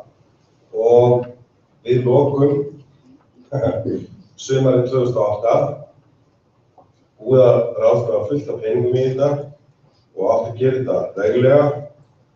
Þið vita að hvað gerist 2008, það breytist allt saman, þannig ég eitti heilu ári í að endurgera allar áætlanir og endurreikna og finna út og breyta hönnun og allt fór einhvern veginn í það, öll orkan fór í það. Nema að það var ein breyting sem við gerðum ekki, við breyttum ekki innra borðin í húsinu þannig að það væri sami hljómburður. Þannig að fólki gæti gengið að því að væri sami gamli góði hljómburðurinn í Tjarnarbíó. En við ákváðum að taka, það voru áhorfendabekkir, taka þá og fara niður í steypt gólf. Og það var eins og einn ágætur iðnaðarmaður sagði það má ekki taka skóflustungu í 101 og finnum maður einhverjar fornminjar, þannig að við ætlum því að seint um hálft ár að því að fannst gamli Tjarnabakkinn undir Tjarnarbíó og svo fannst líka eitt af elstu húsum Reykjavíkur sem hefði verið byggt og einhverjar leifar af því að það var grunnur. Reykvíkinga er undir sviðinu í Tjarnarbíó. Þetta var alltaf rannsakað og allt það. Svo var ákveðið að skella, ég veit þetta svolítið löng saga en hún er samt skemmtileg. Við erum bara að vera með þau. Svo var ákveðið að skella steypu allt saman. Þeir hafa búið að taka myndir og verja þetta. 2010 þá náðum við einhvern veginn að fá loka fjármagnið í miðri kreppu, opnum við þetta hús. Þetta æðislegur tónleikastaður, frábært leikhús, bókað upp í rjáfur, alveg, og Airwaves bara pantar 3 ár fram í tíman og ég veit ekki hvað á það. Þá fara að gerast vandamál. Hver eru vandamáli? Jú, í fyrsta lagi, þá liggur lína eftir allir Tjarnargötunni. Þessi ósýnilega lína þannig að Ráðhúsið má vera með partí til 3, ég má vera með partí til 1. Þau mega vera með hávaða sem fer upp í 150, ég má vera í 90. Ég er komin inn í miðja íbúðarbyggð. Þá er góð á dýr af því að auðvitað, ok, við breytum öllu, við förum aðalega okkur. Þá þarf að koma fyrir lögreglan alltaf að mæta á svæðið og loka húsinu og við þurfum alltaf að vera með leyfið fyrir framan okkur. Og það keyrir þverbaka sjálfsögðu þegar að Skálmöld heldur sína fyrstu útgáfu tónleika í Tjarnarfirði. Og ég var kallað mörgum illum nöfnum það kvöld. Þá ákveðum við að fara til nágranna og gera mælingar. Þetta hafði aldrei verið vesen áður, aldrei nokkurn tíma. Það hús búið að standa að það verið í sem rekstri síðan, hvenær 70-80. Og það er að gera mælingar og það kemur í ljós að hávaðinn er nánast meiri íbúðin heldur niður í sal. Ekki íbúðin sem liggur veggfast við, nei, efstu hæðinni. Ekki herberginu sem er næst bjó, en því herberginu þar fyrir inni. Og þetta svona álíka sömu vísindi eins og þegar ákveður að fara að bora inn í Vaðlaheiðargöng og finnst allt í vatn, það veit enginn neitt. Það skilur enginn hvað gerst. Þannig að við fáum skemmtilega póst frá heilbrigðiseftirlitinu að það sé bara búið að loka á okkur. Þannig að það er rekstrargrundvöllurinn, hann er farinn. Og við megum vera með létta svona samræður. Það má ekki eins og tala um míkrafón. Það er svo strangt tekið á. Við förum og leitum og mælum og gerum alls konar. Það er lokað húsinu í 3 mánuði, pröfum allt sem hægt er að pröfa. Eina ráð sem við fáum, sem að í raun og veru kemur upp á yfirborðið við þurfum að saga þetta hús frá einu hús. Þannig að það er sagað svona biti. Það tekur allt sumarið, kostar fleiri 10 milljóna. Ég hef alveg viljað geta haft þessa peninga ég að búið til list, ég er alveg lofað því. Þetta var talið eina ráðið því að búið að fjárfesta svo mikið í þessu. Það var bara stað, það er sagað niður eftir öllu. Aftur við gerða mælingar. Jú, það hefur aðeins lagast, ok, og svona þykk einangrunssett aftur á milli. Aðeins lagast en það er ennþá veseninn í þessu herbyggi. Af hverju? Jú, það er farið að skoða þessi gömlu myndir hjá þeim sem við bælum hvað mest, fornleifafræðingunum, sem var töfðu okkur hálft ár. Það er klöpp undir húsinu. Þá erum við komin að því blessaða versta hávaðanum sem til sem að allir kvartum, þannig það er blessaður bassi.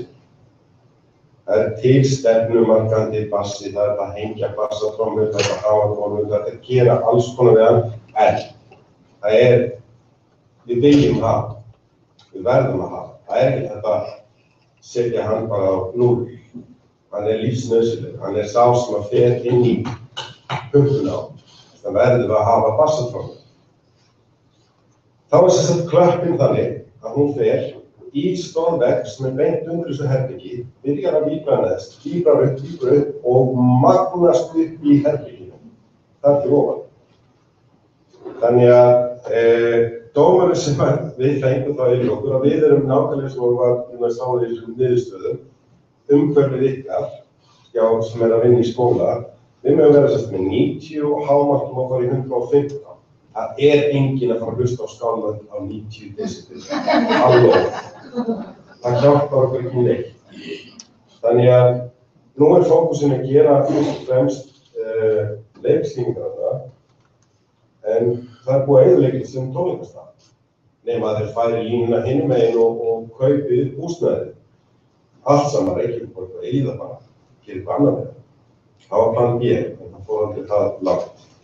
Þannig að það þurft að breyta algjörlega rekstri út af þessu álagi og ég skil hennan mann mjög vel eftir að hafa verið inn í þessu herbergi þegar maður verið að spila plastik. Þetta var eins og inn í miðju bassabóks. Og maður myndi ekki trúa því hvað þetta hefur miklu áhrif og þessi hátíð sem það var.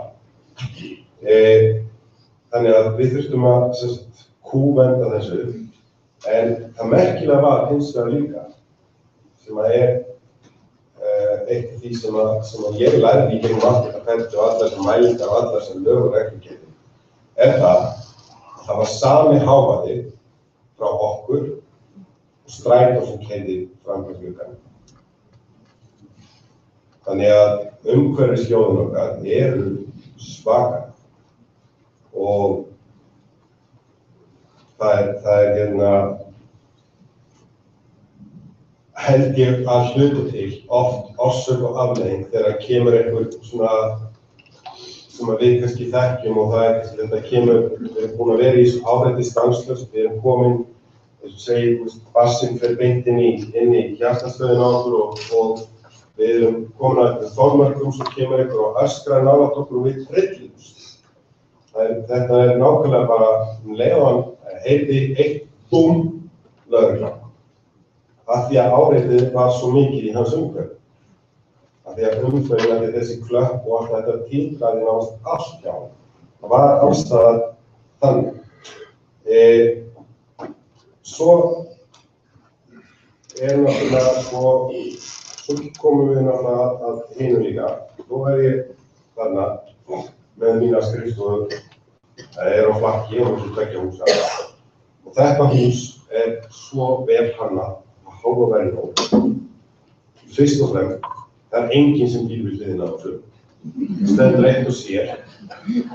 Sándið ræðisleg.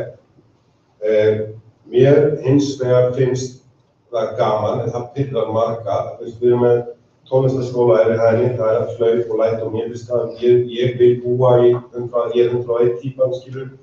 Í 600 Akureyri, ég er Hafnarstrætinu, ég er algjörlega, ég vil heyra þessi líf í kringum mig, aðrir meika það ekki, en þarna er vissulega kímað, þarna er vissulega hávaði og allt svoleiðis. Þó svo að þessi svona vel hannað, þá getum við ekki verið með skánefnir í aðalsamfundin í öðrum sal. Best á milli, það truflar, hljóð fer alltaf á milli og verður alltaf eitthvað áreiti. Svo við förum við í hérna, það er þessar timburhúsið okkar, það heyrist allt inn og allt út. Það er eftir raun og veru aldrei í þessum heimi að geta útilokað veröldina sem fyrir utan eða innan.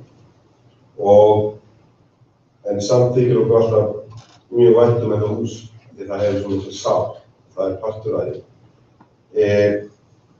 Það sem að svona kannski punkturinn sem að mig langar að koma að líka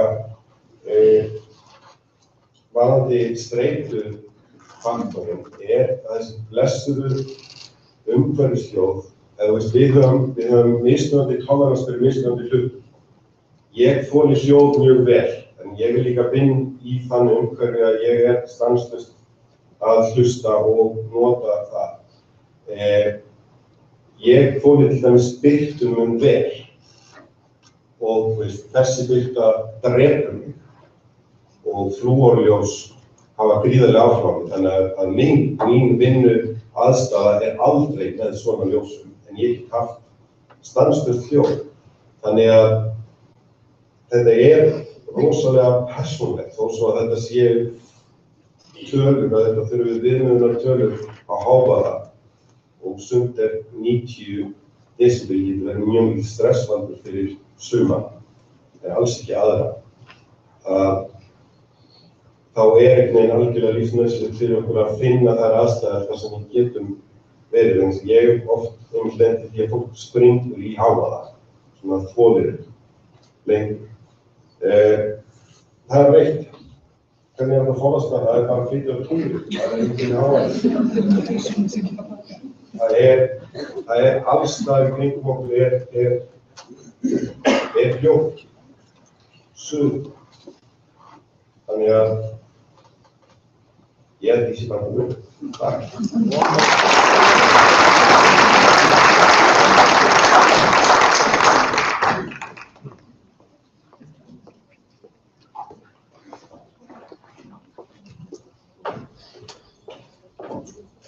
Takk fyrir Guðmundur. Þetta var svona skemmtileg önnur sýn á málefnið. Nú ætlum við að fá hann Ólaf Danielsson, verkfræðing frá Eglu. Hann með síðasta erindi í dag. Hann hefur sérhæft sig í hljóðlist, hann byggingarverkfræðingur, hefur sérhæft sig í hljóðlist. Og hann ætlar að koma hérna held ég með alveg sjóðandi heitt hvítt efni til okkur. Hann kynir þetta til síðar, en gerur svo vel Ólafur. Svo eftir þetta erindi þá munum við hafa pallborðsumræður. Það koma frumæður hérna upp og þeim getur við með skrifstofsal. Thank you for the discussion.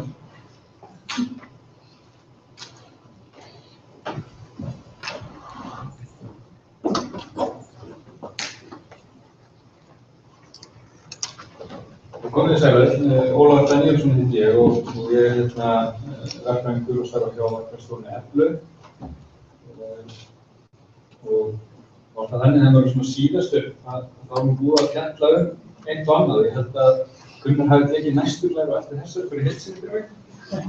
Þannig að skuldum við það.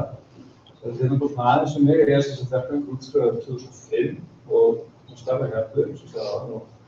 Og ég sé hann í félagi sem heitir Íshljóð, Íslenska hljóðlistafélagið, sem ekki margir vildu, þannig að þetta er svo þriðjundir haft í verkfræðingafélags Íslands og þarna allir sem áhugaður samur hljóð og hávaða, þetta kemur sér þetta.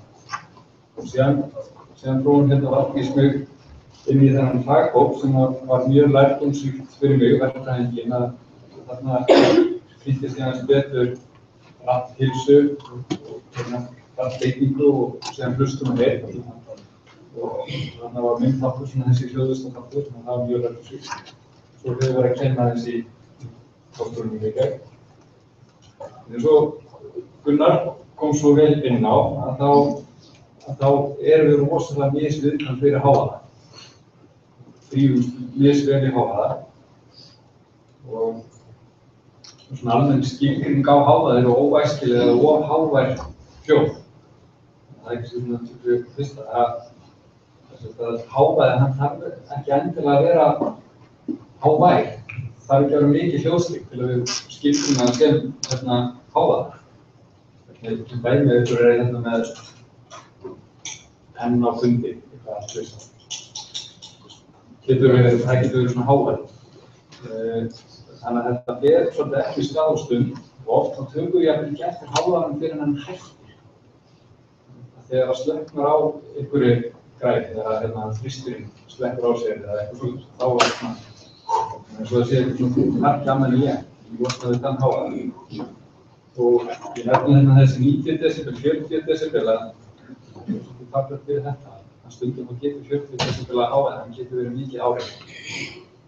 Og það er ekki sama hvað það er heldur, hvort við séum að hlustum á niður frá fossi eða hvort við séum í París í öllum umferðarhávaðanum. Þetta er sama hljóðstig en mismunandi áhrif.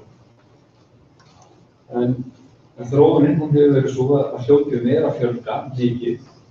Alls þær eru tæki, skáarfar sem eru mjög misjafn lágarir og tentarar og það er alls þær tækni og tækjakonar kringum okkur. Við erum að gera meiri kröfur til umhverfisins og síðan hafa rými líka breyst með tímanum. Það er orðin stærri rými en herðarbrot. Allt þetta hefur áhrif á hávaða og okkar uppbyggingu. Við erum svona með einu svona mynd áðan sem hún svona myndar betur heldur en þessi, en það er kannski líka til að varpa ljósi á þetta hvernig við upplifum hávaðann misjafnlega og Og hljóðgjöfin líka breytileg. Svo hérna þessi desibel kvarði sem hefur nefndur. Og hérna bent á saumaklúkur, 60 desibel.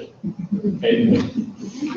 En kannski það einhver tilfellum þannig. Þannig að þetta getur svolítið breytileg. Þetta umferð yfir 80, núna getur farið til 100 og getur líka verið neðar. Þannig að þetta svolítið misjafnt.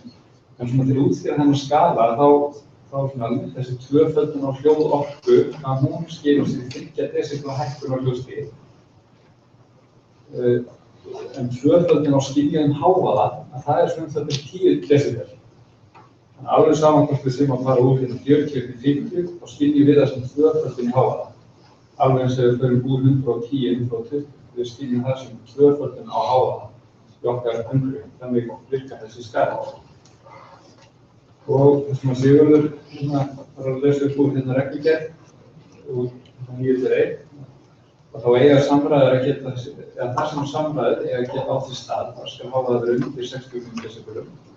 Matarkaffistofum æskilegt að hafa það ekki 60 og á skrifstofum og öðrum stöðum þar sem gerðar eru miklar kröfur til einbeitingar skal leitast við að hafa þetta ekki yfir 50 decibel. Og ég fann þessa mynd af þessari stúlku hérna með heyrnarhlífar. Þarna var mér nú ekki hugsað endilega 90 decibelin sem við nú að tala áðan í kennslu þingum heldur eða líka henni að þegar við viljum einbeita okkur þá þarf ekki mikið hávaði til að verði truflun. Og svo upp á skrifstofu hjá mér þá sést þetta alltaf öðrum kröfur. Það eru starfsmenn með heyrnarhlífar þó svo að sé ekki 40-50 decibel umhverfum en þá veit maður hann að einbeita sér. Þá þarf ekki mikla truflun til þess að trufla það. Áhrif slæmrar hljóðustunar á hávaða, þetta aðeins þar inn á en áhrifin eru mjög mikil. Félagsleg hegðun, örflögnum, mistök í starfi, þetta næði, veist þetta áhugavert sem eða við fyrir að tala saman, fyrir í sjúkrahúsinu eitthvað svoleiðis, starfsmenn að tala saman eitthvað sem má ekki endilega heyrast til annarra eða þarf að setja eitthvað röngur. Þannig að þetta verður því að sé ekki eitthvað sem heyrir meira heldur en að ná að heyra. Það er náttúrulega heyrnarskæð og svo fjarverar frá vinnu, þannig að hávaði hefur áhrif á streitu og streita hefur áhrif á fjarverar frá vinnu og svo rafmenn og svo framvegis. Það er það sem að veldur hávaða, það er það starfsemin sjálf. Einnig getur það verið aðbúnaður, tæknibúnaður og svo umhverfishávaði og umhverfisstarfsemi í byggingum. En það sem að við á ráðgjafarstofan erum svona fyrst og fremst að hugsa það byggingatækni. Hún sé ekki að magna upp hávaða. Þetta mynda. Hvað er þetta hávaða? Börnum sem halda þeirra einu gröðu.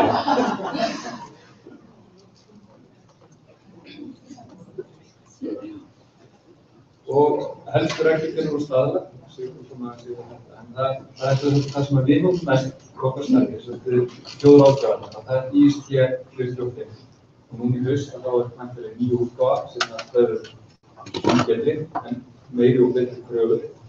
Þetta er sem sagt kröfur sem eru gerðar til hljóðlistan í rýmum og hérna þá er sem sagt gæðaflokkun ákveðin í staðlinum, flokkur A, B, C og D. Það sem að flokkur C, það eru lágmarkskröfur sem að nýjar byggingar þurfa að uppfylla með hvað var það hljóðlist. Og að því þetta er persónulegt að þá er þessi C-flokkur lágmarkskröfurnar. Þær eru miðaðar þannig, sem viðmiðunargildi, að 20% notenda geti orðið fyrir truflun vegna hljóðlistar. Þannig að það er að því að við erum viðkvæmum og við erum viðskildið að það er fyrir okkur. En þessar kröfur að það eru sem sagt gerðar til lofthljóðeinangrunar, högghljóðeinangrunar, ómtíma, og svo hljóðstyrks og tæknibúnaði, umferð, öðru hljóðgjöfum og umferðar og svo utanhús frá tæknibúnaði bygginga og öðrum hljóðgjöfum. Þetta er mjög yfirgripsmikið. Og þessum kröfum sem sagt að núna þá er að koma inn í byggingarreglugerð að aðalhönnuður, hann ber ábyrgð á að þessar kröfur séu uppfylltar. Þannig að hann þarf að kvitta upp á það að þessar kröfur séu uppfylltar. Og það nýtt að það séu svona fylgja ákveðar hlutverk. Það bara í samræmi við leiðbeiningar frá Mannréttindastofnun. En síðan það kannski ekki alveg nóg ágætt að nefna það að þó svo hörmunin sé gott og efnisvalið sé gott, að þá er mjög mikilvægt að þessu sé fylgt eftir í framkvæmdunum. Það sé ekki einhvern veginn myndist einhver hljóðuleki eða eitthvað slíkt, einhverjar rangar uppbyggingar, þannig að það skipur sér örugglega til notendanna. Ég ætla svona aðeins að skauta yfir þessi svona helstu atriði í Niðurstöðu 43. Kannski að nefna það, áðurum fyrir inn í það að þessi staðlangur, hann rosalega góður. Mínum að hann tekur á flestu og hann algjörlega á pari við staðlana á Norðurlöndum og ekki aðeins fyrir. Það svona, við vonum við fyllt, öllu leiti fyllt, þannig að það mjög gott. Varðandi loftborðeinangrun, þá þessi mælikvarði á hversu mikið heyrist á milli rýma sem loftborðeinangrun, hversu mikið heyrist frá kórnum yfir næsta rými og hversu mikið heyrist frá flugvélinni inn í rýmið. Það loftborðeinangrun. Það skiptir uppbygging skipulagða mestu máli og frágangur, sem nefndi áður.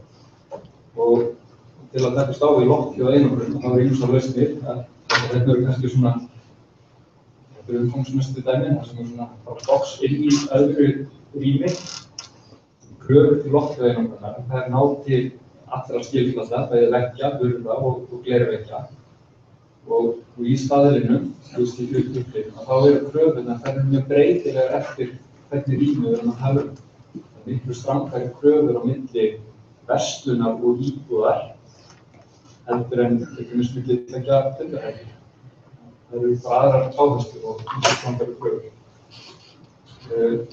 Ef að rýmið eftir fyrir viðkvæma stærst, þá þurfa kröfurnar að vera meiri og þá þarf aðra hönnun, heldur en oft eru þessi atriði leyst á nokkur leyti bara með skipulagi byggingar og skipulagi starfseminnar. Það ekki að staðsetja viðkvæma starfs sem við hafa, sem er vélbúnað eða prenta eða tæknistöðu. Og sjáum við líka dæmi þetta, það kannski opið á vinnurými og það einstaklingar að vinna í símsvörun og við hliðin á einhverju sem þurfa að einbeita sér rosalega mikið. Þannig náttúrulega ekki saman að séu þeir sem eru að tala allan daginn við þá sem fyrir umhverfis og þetta. Með bara hvernig rýmið eru skipulagðar. Það svona mynd að gleraug, þetta vorulega vinsælt í dag. Glerið náttúrulega ekki alveg sömu hljóðeinangrunar eiginleika og gils og steika, en þó ekki alls það. Þetta svona smá tafla til að sýna þetta. Hérna höfum við mismunandi til hljóðeinangrunar gildi frá 25 desibel hljóðeinangrunar milli rýma og upp í 60 desibel. Hérna í loftflokkunum þá hérna venjuleg skrifstofa, venjulegt samtal, samtal með hækkuðu rómi, hérna svona öskur eða hlátrasköll og svo hérna orðið hljómtæki og svo diskotæki. Hérna erum við yfir þetta að vinna. Það á þessu bili, sjálfnast að huga að hljóðeinangrun sem í þessu tilfelli, þetta svona það sem á við skóla og skrifstofu þessum. Hurðir, það eru oft á þessu bili. Það var nefnt hávaða áreiti frá göngum í skólahúsinu. Hérna þá eru lögustu hurðirnar, þær eru þannig að venjulegt samtal, það heyrist öðru. Bestu hurðirnar að þær eru hérna 44, jafnvel 48 desibel. Þær eru farnar að taka þá á svona hækkuðu rómi og jafnvel hlátrasköll. Þannig að þetta er það svæði sem það eru oft að vinna á í hurðavæði. Þegar kemur að gifsveggjum og þá hafa þeir aðeins betri hljóðeinangrunar eiginleika og sömuleiðis bestu glerveggjum. En þetta svona sýna okkur það að það þarf að vanda valið á réttri uppbyggingu. Það þýðir ekki að taka standard gifsvegg og ætla að nota hann þar sem að ætlast til þess að hlátrasköll heyrist ekki undir í. Það þarf alltaf að vera að skoðast. Högghljóðstig, það það sem heyrist á milli hæða yfir. Það svona almenna lýsingin á því. Fót og tök, hversu mikið heyrist niður. Þetta náttúrulega heyrist líka, getur heyrist innan hæða og inn í ríkinn. Getur gert það. Hérna þá hefur burðarvirki, það hefur mikil áhrif og svo gólfið. Það er mjög mikið að segja um þetta. Ef það hringing frá íbúa sem heyrir of mikið í fótatökunum, fólkinu fyrir ofan, þá það yfirleitt gólfið. Það eitthvað að kynna. Það ekki alveg, það alveg. Og svo það mitt upp á, það ómtíminn sem við búum að ræða hérna aðeins, þessu glimjandi. Og hérna, við talum áðan á ómtíminn að skilgreiningin á honum hversu lengi hljóð að deyja út 60 decibel. Og þegar hljóðbylgja lendir á hörðum fleti, til dæmis steyptum fleti, þá endurkastast hún með nokkurn veginn slömu hljóðvarpa aftur inn. Og þannig við getum ímyndað ykkur hvernig þessi salur hérna væri ef þetta væri bara stillt allan hringinn. Þá mættum við ennþá heyra fyrsta efni. Hljóð í svo eiginleikum plata er hérna lýst með breytinni alfa. Hún er tíðniháð. Sjáum hérna einhvern dæmi hljóð í svo eiginleika. Svo hérna passafónan á hæstu tíðnina og síðan hvernig efnið er að vinna á hljóminu. Þannig að hún tekur þessi bildir frá 0 og upp í 1 eftir því hversu mikið hún eyðir af hljóðorku. Þetta er það sem að býr til ómtíma lengdina. Hvort að hljóðbylgjan hérna flakk á milli veggjanna endalaust eða hvort að hljóðbylgjan deyr sem það að falla á rýmið. Og hérna hafa náttúrulega hefur stærð rýmanna áhrif og síðan fjöldi og gert innanstokksmuna. Nefnum bara hérna þegar við erum í þessu fína sal og þá hérna bak við þessa ringla, hérna er öll til þess að dempa niður. Svo er hérna gilskattartöður, allar hringir til að dempa niður og svo er lofti líka, það er mjög mikið hljóðis og í lofti. Þetta er það sem býr til hérna hljóðistum í þessum sal hérna. Þetta er ekki svona. Og það, ómtíminn, hann hefur annars áhrif á þetta sem kallast kaffihúsa áhrif. Hvernig tala mál magnast upp, hvernig klefurinn magnast upp. En ómtíminn hefur líka áhrif á aðra hljóðgjafa. Svo það til dæmis í þessi dæmi bara í önnulegu einbýlishúsi að það heyrist mjög mikið frá uppþvottavélinni eftir því þegar ómtíminn er í rýminu. Þá fara magnast bylgjurnar frá henni ennþá meira og það glymur lengur í húsinu. Þetta hefur svona áhrif á þessi bakgrunnshávaða gert það. Síðan er þetta hlutfall signal to noise ratio að það er sem það sé til mismunum á bakgrunnshávaðanum og síðan talamáls og oft þurfum við að yfirgnæfa þennan bakgrunnshávaða 10–15 decibel til þess að svona okkur líði vel með hérna, það er að segja að það heyrist ákveðlega til okkar. Þannig að til dæmis ef að þessi bakgrunnshávaði er 50 decibel og þá förum við 65 decibel hljóðstyrk. Afslátturöð, hún er 54 decibel, eðlilegin 60 decibel, hægðar hún 66 decibel, hávært þar 72, hávært 78, breiður skali. Ómtíminn, hann hefur áhrif á þetta.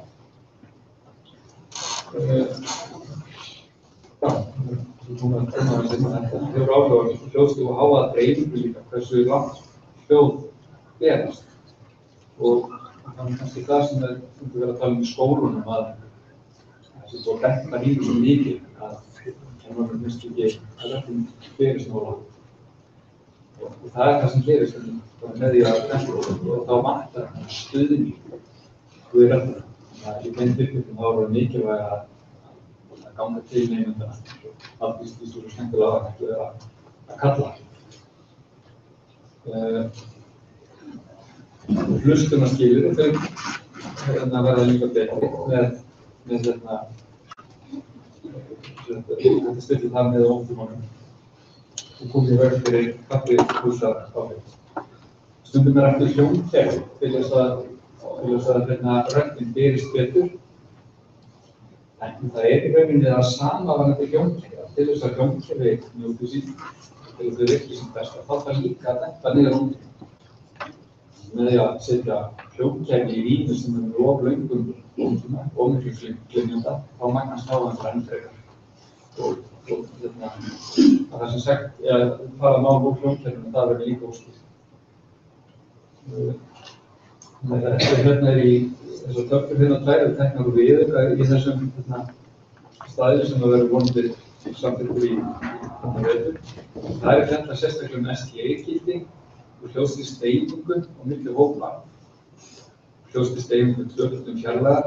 Þetta er allt svona sem hefur með þetta að gera, hvernig hávaðinn er að dreifast innan rýmisins, hvort hann sé að fara lengra en hann má gera eða hvort hann dreifast ekki nógu vel.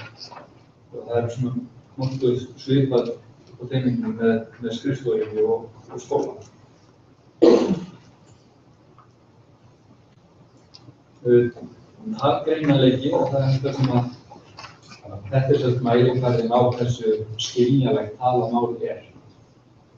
Og þessi undirbygging og fyrirlestra fyrir sömman. Þetta er útreikningur á STI-gildi. Þannig að hérna er ráðfyrir að kennari standi, tali. Það er ekki magnað, hann er ekki að tala í hátalarakerfi, þetta er bara að nota sína eigin rödd.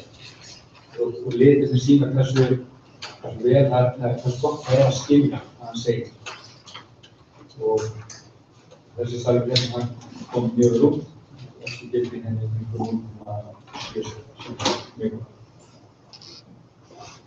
Til þess að reikna út ómtíma og STI, þá er mikið notaður þessu hugbúnaður sem heitir orðjón. Áður fyrir þá eru notaðar Excel-útreikningar, það er svolítið liðin til. Núna eru hljóðráttöfar í Íslandi að þeir nota mikið þennan orðjón hugbúnað. Og í honum þá eru allir innanstokksmunir, eru skilgreindir, allir veggfletir og loftefni upp á röðni. Og þetta fær sem sagt allt ákveðna hljóð í svo eiginleika og eiginleika hvernig hljóðið verður. Þetta er hérna svona tvö dæmi, þetta er hérna úr svona stóru rými í grunnskóla sem nú er byggingu í Noregi. Og hérna er svona opið vinnurrými þar sem átti að vera 100 nemendur. Einu rými. Og þessi dökku fletir að þeir tákna sem fletir með miklu hljóðlýsum. Þannig að ljósari fletir, þeir eru fletir sem hafa minni eiginleika. Hérna er mjög mikið hérna þessi.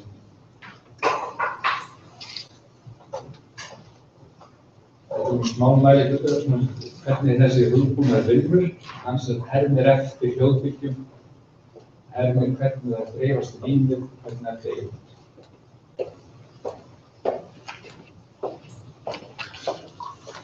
Og hérna er sem dæmi hvernig við notum þennan hugbúnað í grunnverkefni. Þetta er sem sagt opið kennslurými og án allra aðgerða og þá hefði ómtími verið hérna og yfir 2 sekúndur sem hefði verið bara hversan út í það, bara einhverjum í tíma. Við sjáum hérna í upphafi að vandamálið er mest hérna fyrir lægri tímuna, það er aðeins minna fyrir eldri tímuna. Það er mjög mikilvægt í þessu öllu ómtímum sem jafnast yfir tímuna. Það er ekki lengri í hálftími eða lengri í bassa, það er að vera sem jafnast. Hérna átti sig sem stað mikið vinna með arkitektunum að velja loftefni, velja klæðningar og aðra innanstokksmuni. Og hérna við náðum okkur þar sem satt hérna á ljósblá fyrir. Sem gert ráð fyrir ákveðnum loftefnum, veggjaklæðningu og ákveðnum gerðar. Svona þarf að vinna þessi vinnu. Hérna er annað dæmi íþróttasal, þar sem að kvartað hefði verið.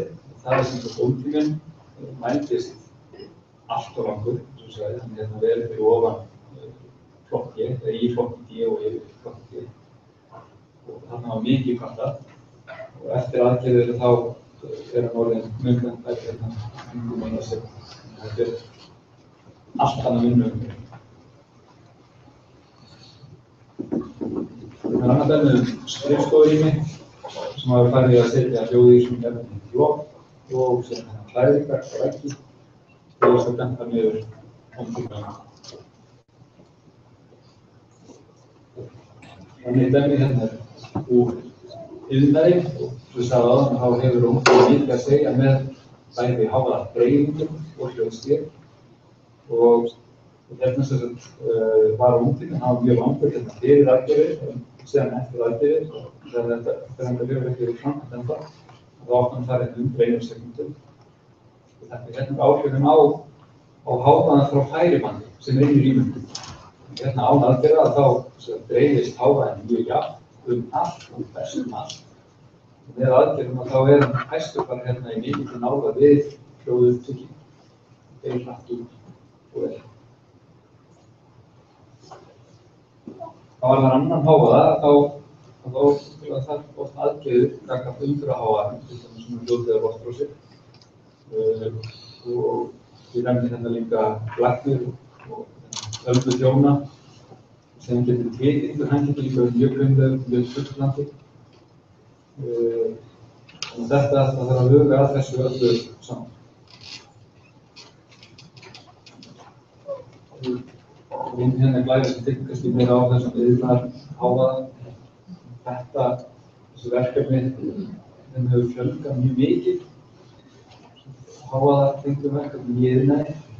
Það aukast mikið að það eru mælingar, jafnvel bara vegna starfsleyfis og sem líka upp á bara vinnuverndina og hávaðinn sé of mikill í umhverfi starfsmannanna.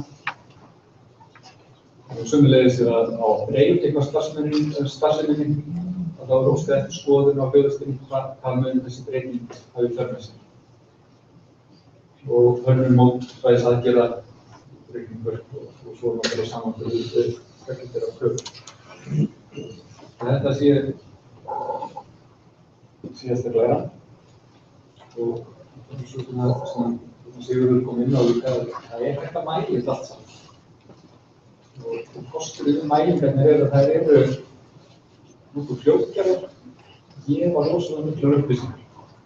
Og ef þá að fara í lausnarleik þá er mjög mikilvægt að mæla fyrst til að vita hvort að vandamáli liggi á lágtíðninni eða hátíðninni og hvaða aðgerðir munu skila okkur árangri.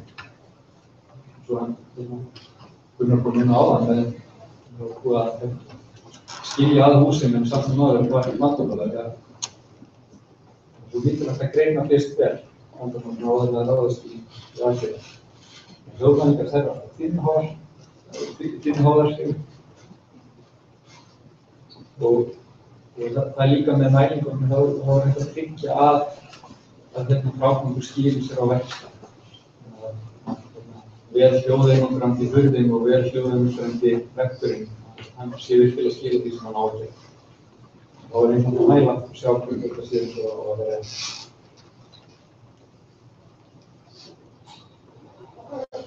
Við erum að mynda höfuðstofnum okkar Reykjavík, eða við áttum að mynda hérna útbúin einhver hérna á Akureyri. Takk annars fyrir áheyrnina.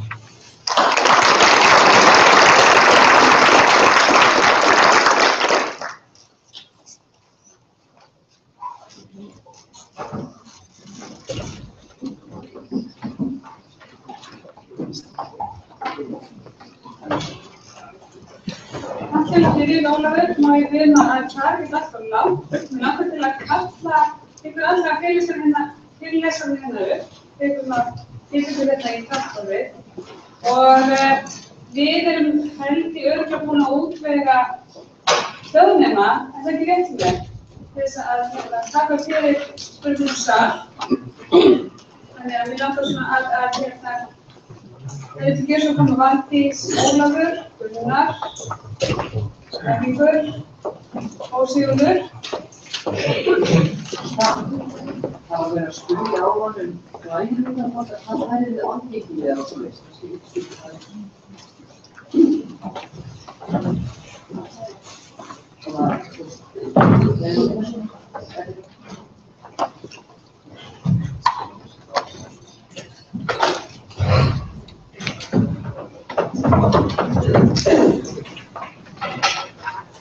Er hann Jóhannes Kristinn Karvin eða? Jóhannes Björnsson, hann farinn, hann stofnlandsfræðingur, já. Hann var líka búinn að segja að maður geti hvíslað hérna kannski einhverjum svöruna eða einhverjum spurningar í loftinu. En við langar bara að kella öllum saman fyrir mjög áhugaverð erindi og Gunnar farinn. Hann þurfti að bræða sér strax okkur. Já. Hann var að bóka skálum. Hann að fara að bóka skálum. Einmitt. Og ég kannski bara byrja að spyrja, einhverjar spurningar í salnum? Eitthvað sem hann brennir á okkur? Já. Erum við með mikrofón til að fá okkur sal?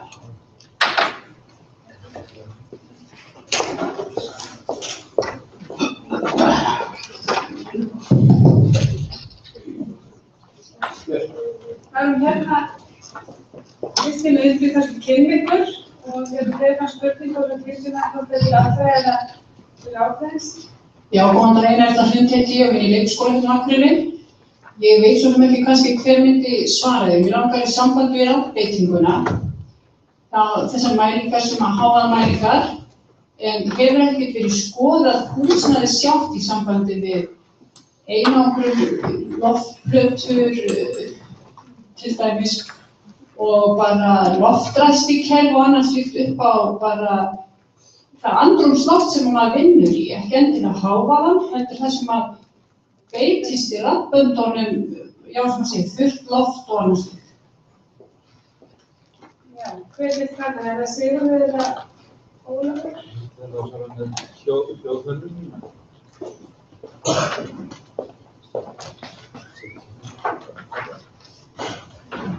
Fórstu ekki þetta?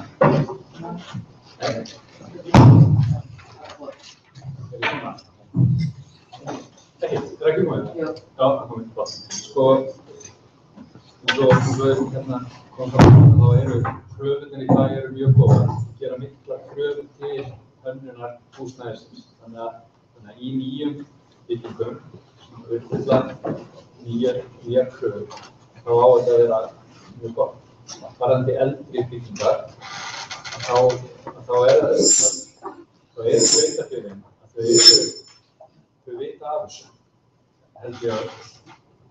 Og það er sagt svona í okkar starfi, þá erum við alltaf að fá inn á borg til okkar þessi eldri rými, hvað sem á að taka gegn hljóðistum. Þá er verið að skoða veggklæðningar, loftplötur og leggja til aðgerðir og þær eru sem framkvæmdar. Líka varðandi hljóðaeinangrun milli rýma, mjög oft eru hurðirnar, þær eru svona ekki ljósar hellir í þessu. Og þannig að það er verið að vinna í þeim, bara þetta kemur sem sagt frá sveitarfélögum að það kallar eftir hönnun, útbótum og mælingum. Varðandi innuloftið, þá gerir ákveð þessi samantól heimilum þar. Nákvæmlega aðeins sem ég má taka við hérna. Þannig að það með inniloftið að þegar við erum að hafa þá súpum við alltaf loftið í gegnum. Það er það við komum sér hjá. Og rannsóknir sem hafa gerðar sýna að við þurfum að hafa tölvudrakara loft heldur en mælingar fyrir hús sem slíkt fyrir loftið. Og þar getur megin verið að sérstaklega í Íslandi að þá bara loftið of þurrt.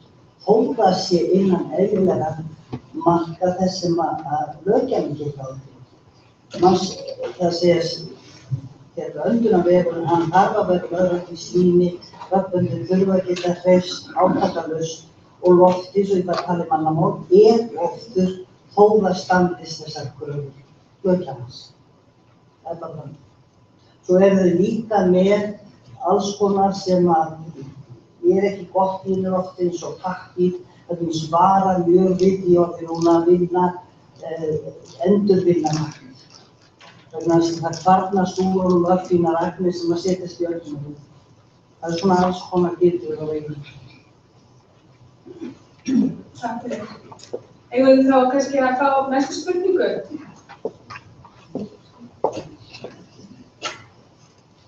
Já, ég heiti Björg Sigurðsdóttir og er ritskostur í Lundarseli. Takk fyrir áhugaverð erindi. Við höfum verið að vinna úrbætur hjá okkur og erum svo heppin að það á að fara að ómæla okkur Það hefur aldrei verið gert og ég er spennt að vita niðurstöðuna. Ég er svolítið að velta mér með hvað er hægt að gera ef það kemur illa út, ómælingarnir sem sagt.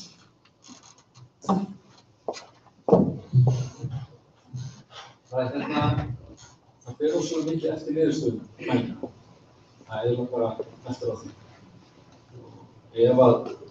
Ef þessi vandamál í lægri tíðni þá þarf ákveðnar gerðir af aðgerðum, ef þessi hærri tíðni þá þarf aðrar hendur.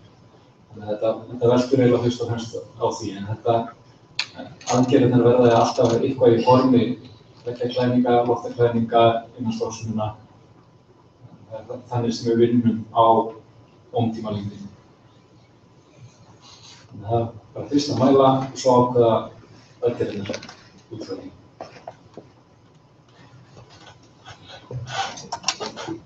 Er það fleiri spurningar? Já, það er alltaf.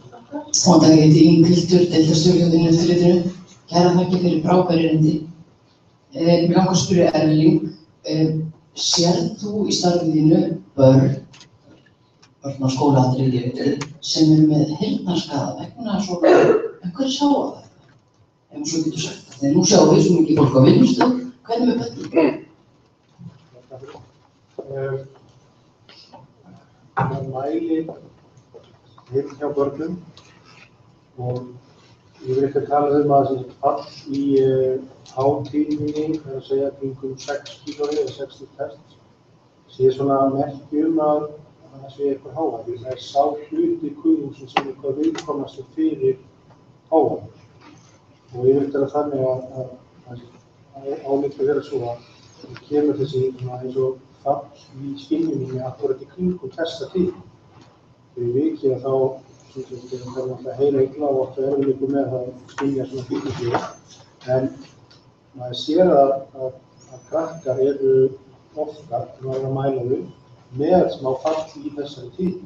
Ég hef engar tölur nákvæmlega fyrir það, en maður veit að krakkar sem fara kannski á 1-2 tónleika koma svo tilbaka og eru með suð í eyrunum.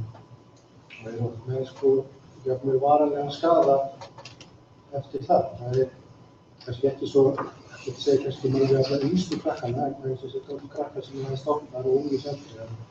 Ég veit mörg dæmi þess að fólk hefur farið bara fengið bara verulegan skaða af því.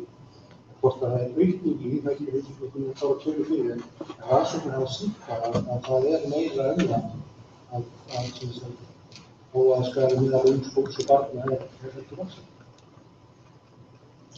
Má ég aðeins bæta þessu, það er náttúrulega álfaskaði sem er líka. Það er það að það er vaxandi barnahæsi. Sem þýðir það að börnin eru yfirlega að öskra og svo öllum. Mér langar aðeins að því starfsfólkið erum í samband með hávaða. Það er alveg rétt, við útilokum ekki hávaða.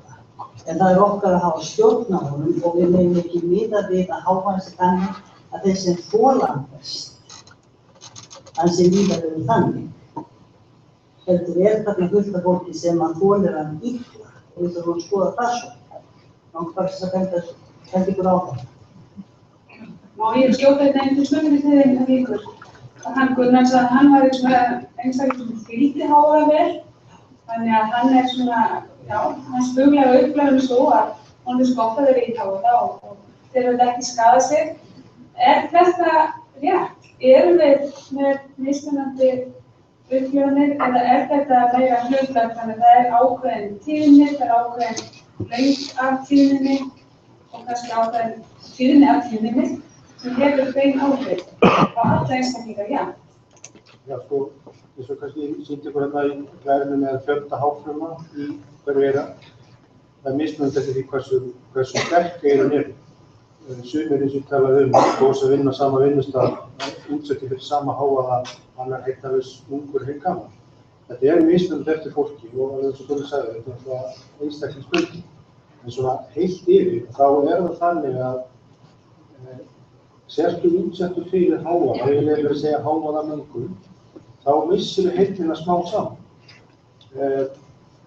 Við viljum alltaf svara fyrir sig sjálfur í sambandi við hans heyrn, en maður veit það bara að Það skiptir svo ekki máli hvort þú ert að hlusta á fallega sinfóníusónötu eða bara hamarshögg ef hljóðstyrkurinn sá sami. Þú færð heyrnarskaða og skerðingu fyrir hest. Það tekur kannski lengri tíma. Sumir þrífast á ráði að vera í hávaðanum og þeim líður vel í, en sem sagt, þeir eru að fá samt sem áður sama skaðan í eyrun. Og með tímanum þá nær þetta manni fyrir hest. En það getur verið mismunandi þessu fólki.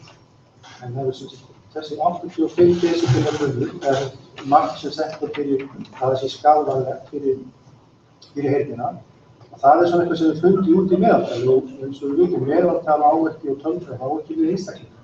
En fyrir hópinn þá það þannig að ef þú ert útsettur fyrir svona mengun, endurtekið aftur og tapar heyrn. Svo fer það bara til hversu mikið það og hversu viðkvæmulegt, hversu hratt það gerist. Já, það næsta spurningu sem, gjörstu vel. Má ég bæta við svarið á honum? Já, gjörstu vel. Sko, ég þoli á það alveg prýðilega og get alveg verið innan stóran hópa fólki sem hefur mjög átt. En lykilmáli eins og bara þessi Gunnar sagði, þarf ég að vera tjá mig mikið að nota röddina í hávaðanum. Það eitt að vera með hávaðanum og hlusta á hann og geta þolað hann ágætlega og svo annað að maður þarf að vera inn í hávaðanum og yfirgnæfa hann til þess að ná athygli en að halda sínu styrki í sínu lífi. Já, ég svolítið hugsi það sem gerist hjá þér Jóhannes. Hvað ósköpunum hægt að gera? Á ekki að gera eitthvað og bíða eftir að næsti kennari fari svona eða hvernig staðan?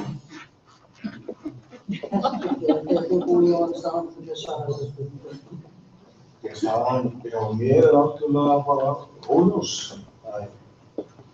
Ég náttúrulega í meðöndlunni á kollega Felix og hjá Valdísi. Það verður bara komið ljós hvernig rafböndin koma undan þessu. Ég veit ekkert, það nú líklegast að eitthvað af þessum litlu vörðum þarna við hafi tognað eða skemmst sem heldur svona keðjuverkum og talfærin þau náttúrulega flókið fyrirbæri. Ég veit bara ekkert hvað hefur gert. Hins vegar veit ég það að mínar kennsluaðstæður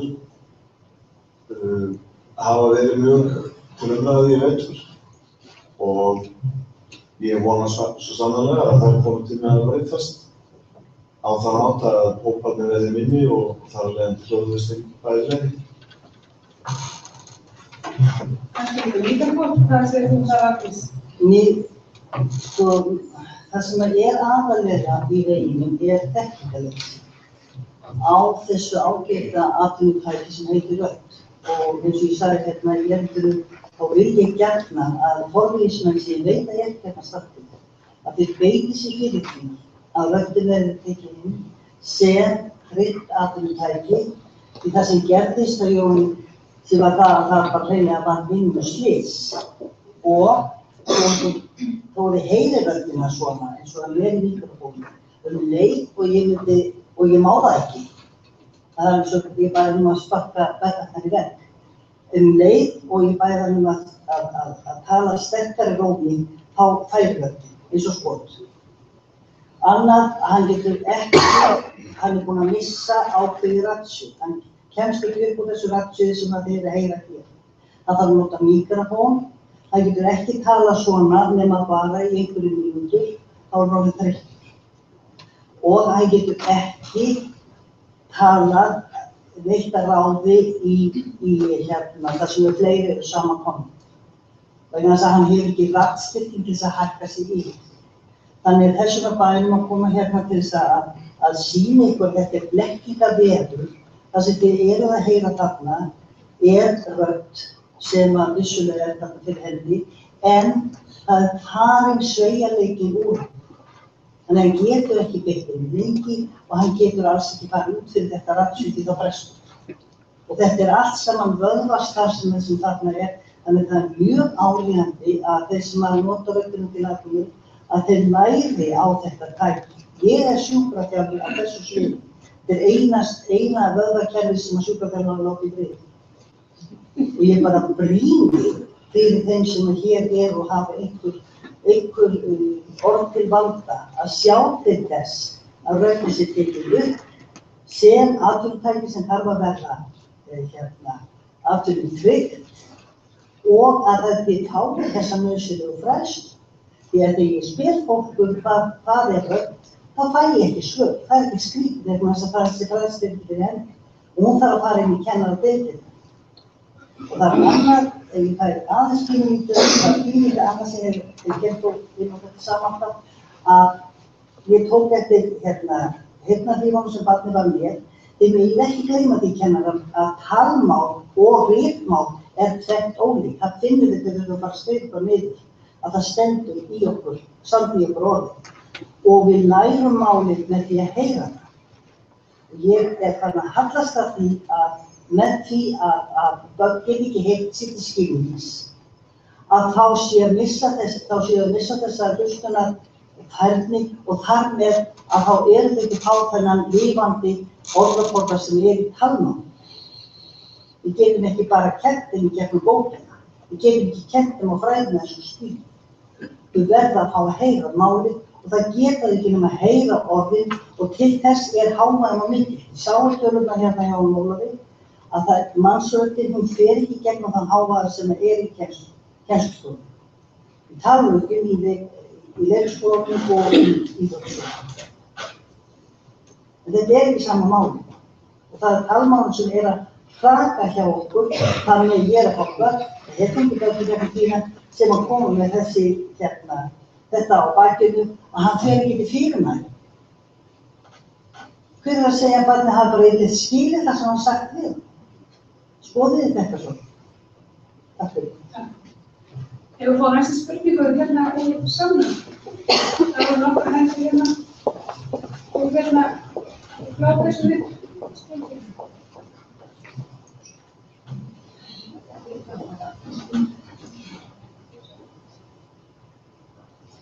Já, góðan daginn og ég heiti Hugrún Sigmundsdóttir og er skólastjórnandi í leikskólanum Krummakot í Eyjafjarðarsveit. Það byrjaði að þakka fyrirlesturum fyrir frábært erindi, mjög áhugavert og margt sem að fer í gegnum hugann. Það sem að mig langar að spyrja Sigurð frá Vinnueftirlitinu að í Krummakoti, eða í leikskólanum þar sem að ég starfa, þar var gerð ótímamæling í vetur og við erum búin að fá skýrslu, eða sveitarfélagið fékk skýrslu og þar eru nokkrar tölur rauðar og mín spurning hvað eigum við að gera? Eigum við að loka þessum rýmum eða hvað segir reglugerðin nákvæmlega það þegar búið að mæla og hljóðvísinn ekki nógu góð, hvað ber okkur að gera? Já, varðandi ótíma þá er byggingarreglugerð sem að tekur ótíma í reglugerðin á vinnustöðu þá reglurinn bara krafa að hljóðstýrið sé innan ákveðins marka. En kröfur varðandi ótíma í byggingarreglugerð. Einfaldast náttúrulega bara að ráða úrbætur og ræða við aðila eins og Ólaf og fleiri hjá verkefnisstofnunum sem að geta leyst úr ótímamálum. En þetta náttúrulega atriði sem skiptir miklu máli varðandi hljóðvísinn og hljóðstýrið í leikskólum og öðrum vinnustöðum. Það hefur komið fram. Þannig að það bara grípa til aðgerða.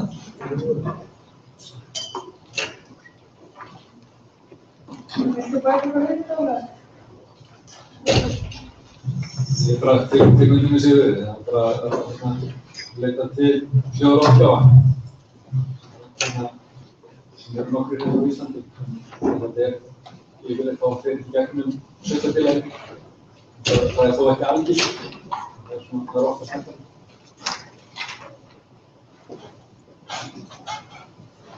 Komið þið sæl, Þórhalla Guðmundsdóttir heiti ég og kemur úr Lundarskólanum. Takk fyrir góð erindi. Ég er með 2 spurningar, önnur til Sigurðar. Eru til reglur tíðni á hreinsun og mælingum á lofttestukerfi? Nú spurðu kannski út fyrir mig vexil. Ég var hljóð með það stíl. Ég bara kann ekki svara þér. Þetta er náttúrulega bara af því að við vorum að tala hérna áðan þetta þurra loft sem oft í skólum og vinnustöðum. Það er mikil áhrif á það hvernig okkur líður og einmitt á rödd til dæmiskennara. Önnur spurning hérna, þá sennilega til Ólafs. Það þessi, hvað segja, við höfum séð á svona síðustu árum og áratug að það hefur verið nýtt módel á skólabyggingum, svo kallað skóla og stór og mikil rými. Hefur verið skoðað hér á Íslandi eða komið saman hvernig það varðandi svo aftur eldurgerðsskóla. Það kröfur til ómtímalengdar í opnum skólarýmum eru mjög strangari heldur en til hefðbundna kennslurýma. Töluvert mikið strangari. Það lágmarkskrafan ef ég man rétt 0,4 sekúndur sem bara mjög detta rými.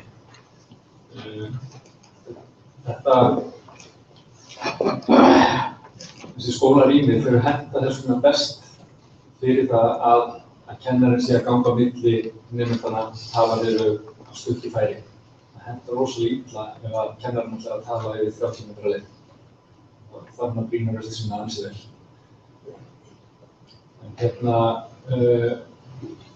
þetta sem sagt kröfurnar sem hérna á Íslandi að þær eru bara sambærilegar við það sem eru á Norðurlöndum. Ég veit ekki alveg hvort að það séu öllum tilfellum sem að þær eru nákvæmlega uppfylltar eða hvort þessi gengi á eftir þær séu örugglega uppfylltar. Ég held að svona líkingin við það að setja sportbíl og jeppabekk, það sé kannski þannig að þetta opna kennslurými, það virkar mjög illa nema að hljóðlistin sé akkurat opnið. Það er svona eftirfylgjum með þessu eftir þessi mjög mikið. Og líka það að það sé ekki verið að reyna að tala yfir langa vegalengd af því að rýmið hannað til þess að dempa hljóð. Svaraði þetta? Já, svona einhverju, já. Takk fyrir þetta. Vorum við með fleiri spurningar úr sal? Já, ég meina, Ingvildur. Já. Heyrðu, ég að velta fyrir mér, þetta svolítið að sama með og síðasta spurning, en hún svona beinaði til Ólafs og Sigurðar með opið rými sem í tísku, satt best að segja. Og allt í einu rýminu allir veggir og allir á skrifstofunni í einhverjum básum og við hjá innræðstöðunni heyrum kvartað og sumir ránaðir og það eru lausnir og hvað finnst þér þetta? Hvað hefur þú að segja opið rými, til dæmis í skrifstofuhúsnæði? Þetta í rauninni helgast að þessu að opið rými gerum ekki meiri kröfur til hljóðlistar. Það bara meginforsendan að þetta sé að hljóðlistin sé í lagi. Þannig geta opið rými virka mjög vel. En svo náttúrulega spurning hvort að ég láta duga að það séu 40 saman í opnu rými eða fara með það upp í 200. Það náttúrulega mjög misjafnt eftir starfseminni hvað hentar hverju sinni. Þó svo sem að detta niður að þann hávaðan þá eru 40 hljóðgjafar náttúrulega frásinn minni hávaða en 200. Rýmið þurfa að vera mjög vel stengt til þetta koma. Men hver einstaklingur rauninni hljóðgjafi? Já, það er náttúrulega eins og í áskrifstofnum, það náttúrulega símar að hringja og menn að pikka inn á tölvuna og það alltaf einhver.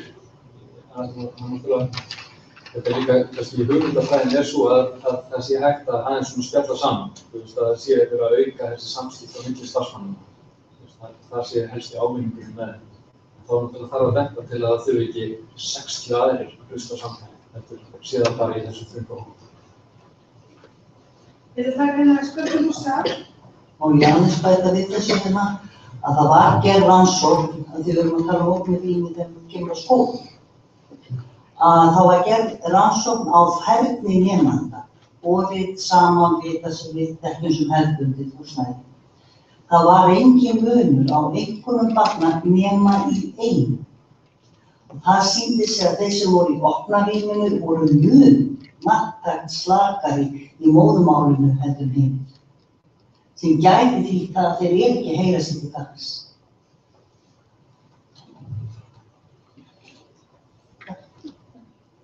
Góðan daginn, Hafdís heiti ég og er að vinna hjá Kennarasambandinu. Það sló mig svolítið, sló mig svolítið þetta sem Sigurður sagði með að það var engar skammtamælingar búin að fara fram á vegum Vinnueftirlitsins í íþróttahúsum á Íslandi síðan 2008. Ég tók samt eftir að Ólafur var með einhver dæmi úr íþróttasölum eða íþróttasal. Þannig að mér leikur svolítið forvitið á að vita hvort að Efla hafi verið að gera einhverja slíkar mælingar á svona undanfarnum árum og kannski fá að vita hvaða ráðleggingar eru gefnar í þessum tilvikum. Það sem að eru ekki þá er ekki að hugsa ómtímamælingarnar aðra heldur sem sagt hávaðamælingar.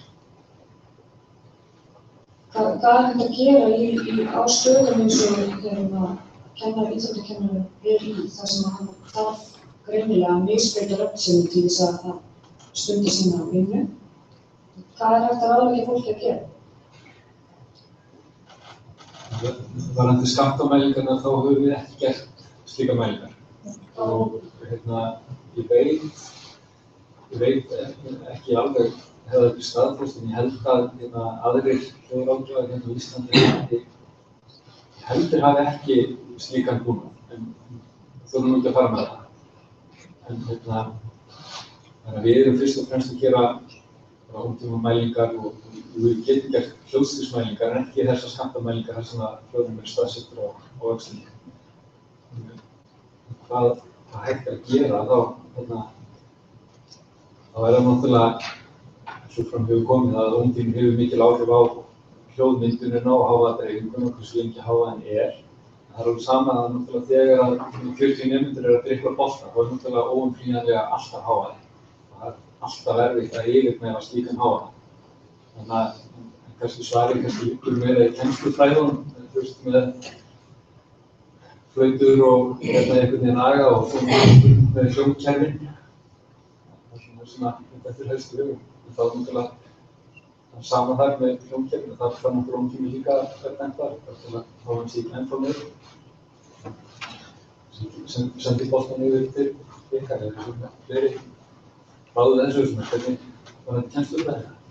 Skipulagsstarf sem skiptir náttúrulega heilmiklu máli og ef maður kýsur að nota hljómkerfið til þess að setja tónlist í að fullan pott, þá fylgir því hávaði og þá þarf maður að tala yfir það. Þannig að skipulagið skiptir heilmiklu máli líka.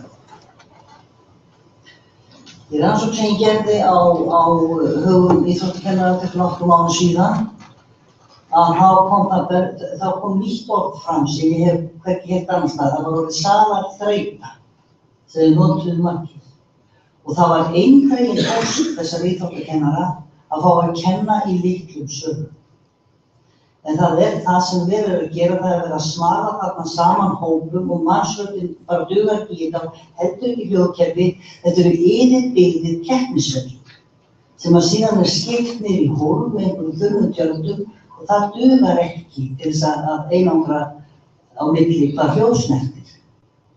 Þannig að það er ekki bara nóg í kennslufræðinni, það þarf að gera einhverja byltingu í því að endurskoða hvað íþróttakennsla fer fram. Hún á ekki að fara fram undir svona kringumstæðum. 4-5 hópar með einhver þunntjöld á milli og í svona gríðarlega stórum sölum þar sem mannsröddin getur bara hreinlega ekki borist. Jafnvel þó sem magnar að gera. Þú bættir þetta Já, spurning, hér svo vel. Góðan daginn, ég heiti Ingibjörg og er á leikskólanum um Götuvík fram í Efrahúsi. Svona kannski ákveðið framhald af spurningu Hugrúnar hérna áðan.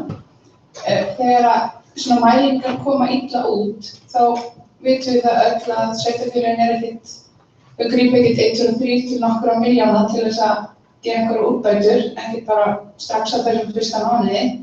Hvað getum við gert fram að þeim tíma? Sem maður hefur heyrt þykka dúka, ég hef séð eggjabakka á veggjum, þú veist það hlýtur að vera til ýmislegt sem hefur gert þangað til fyrir leik- og grunnskólar, skiljið mig.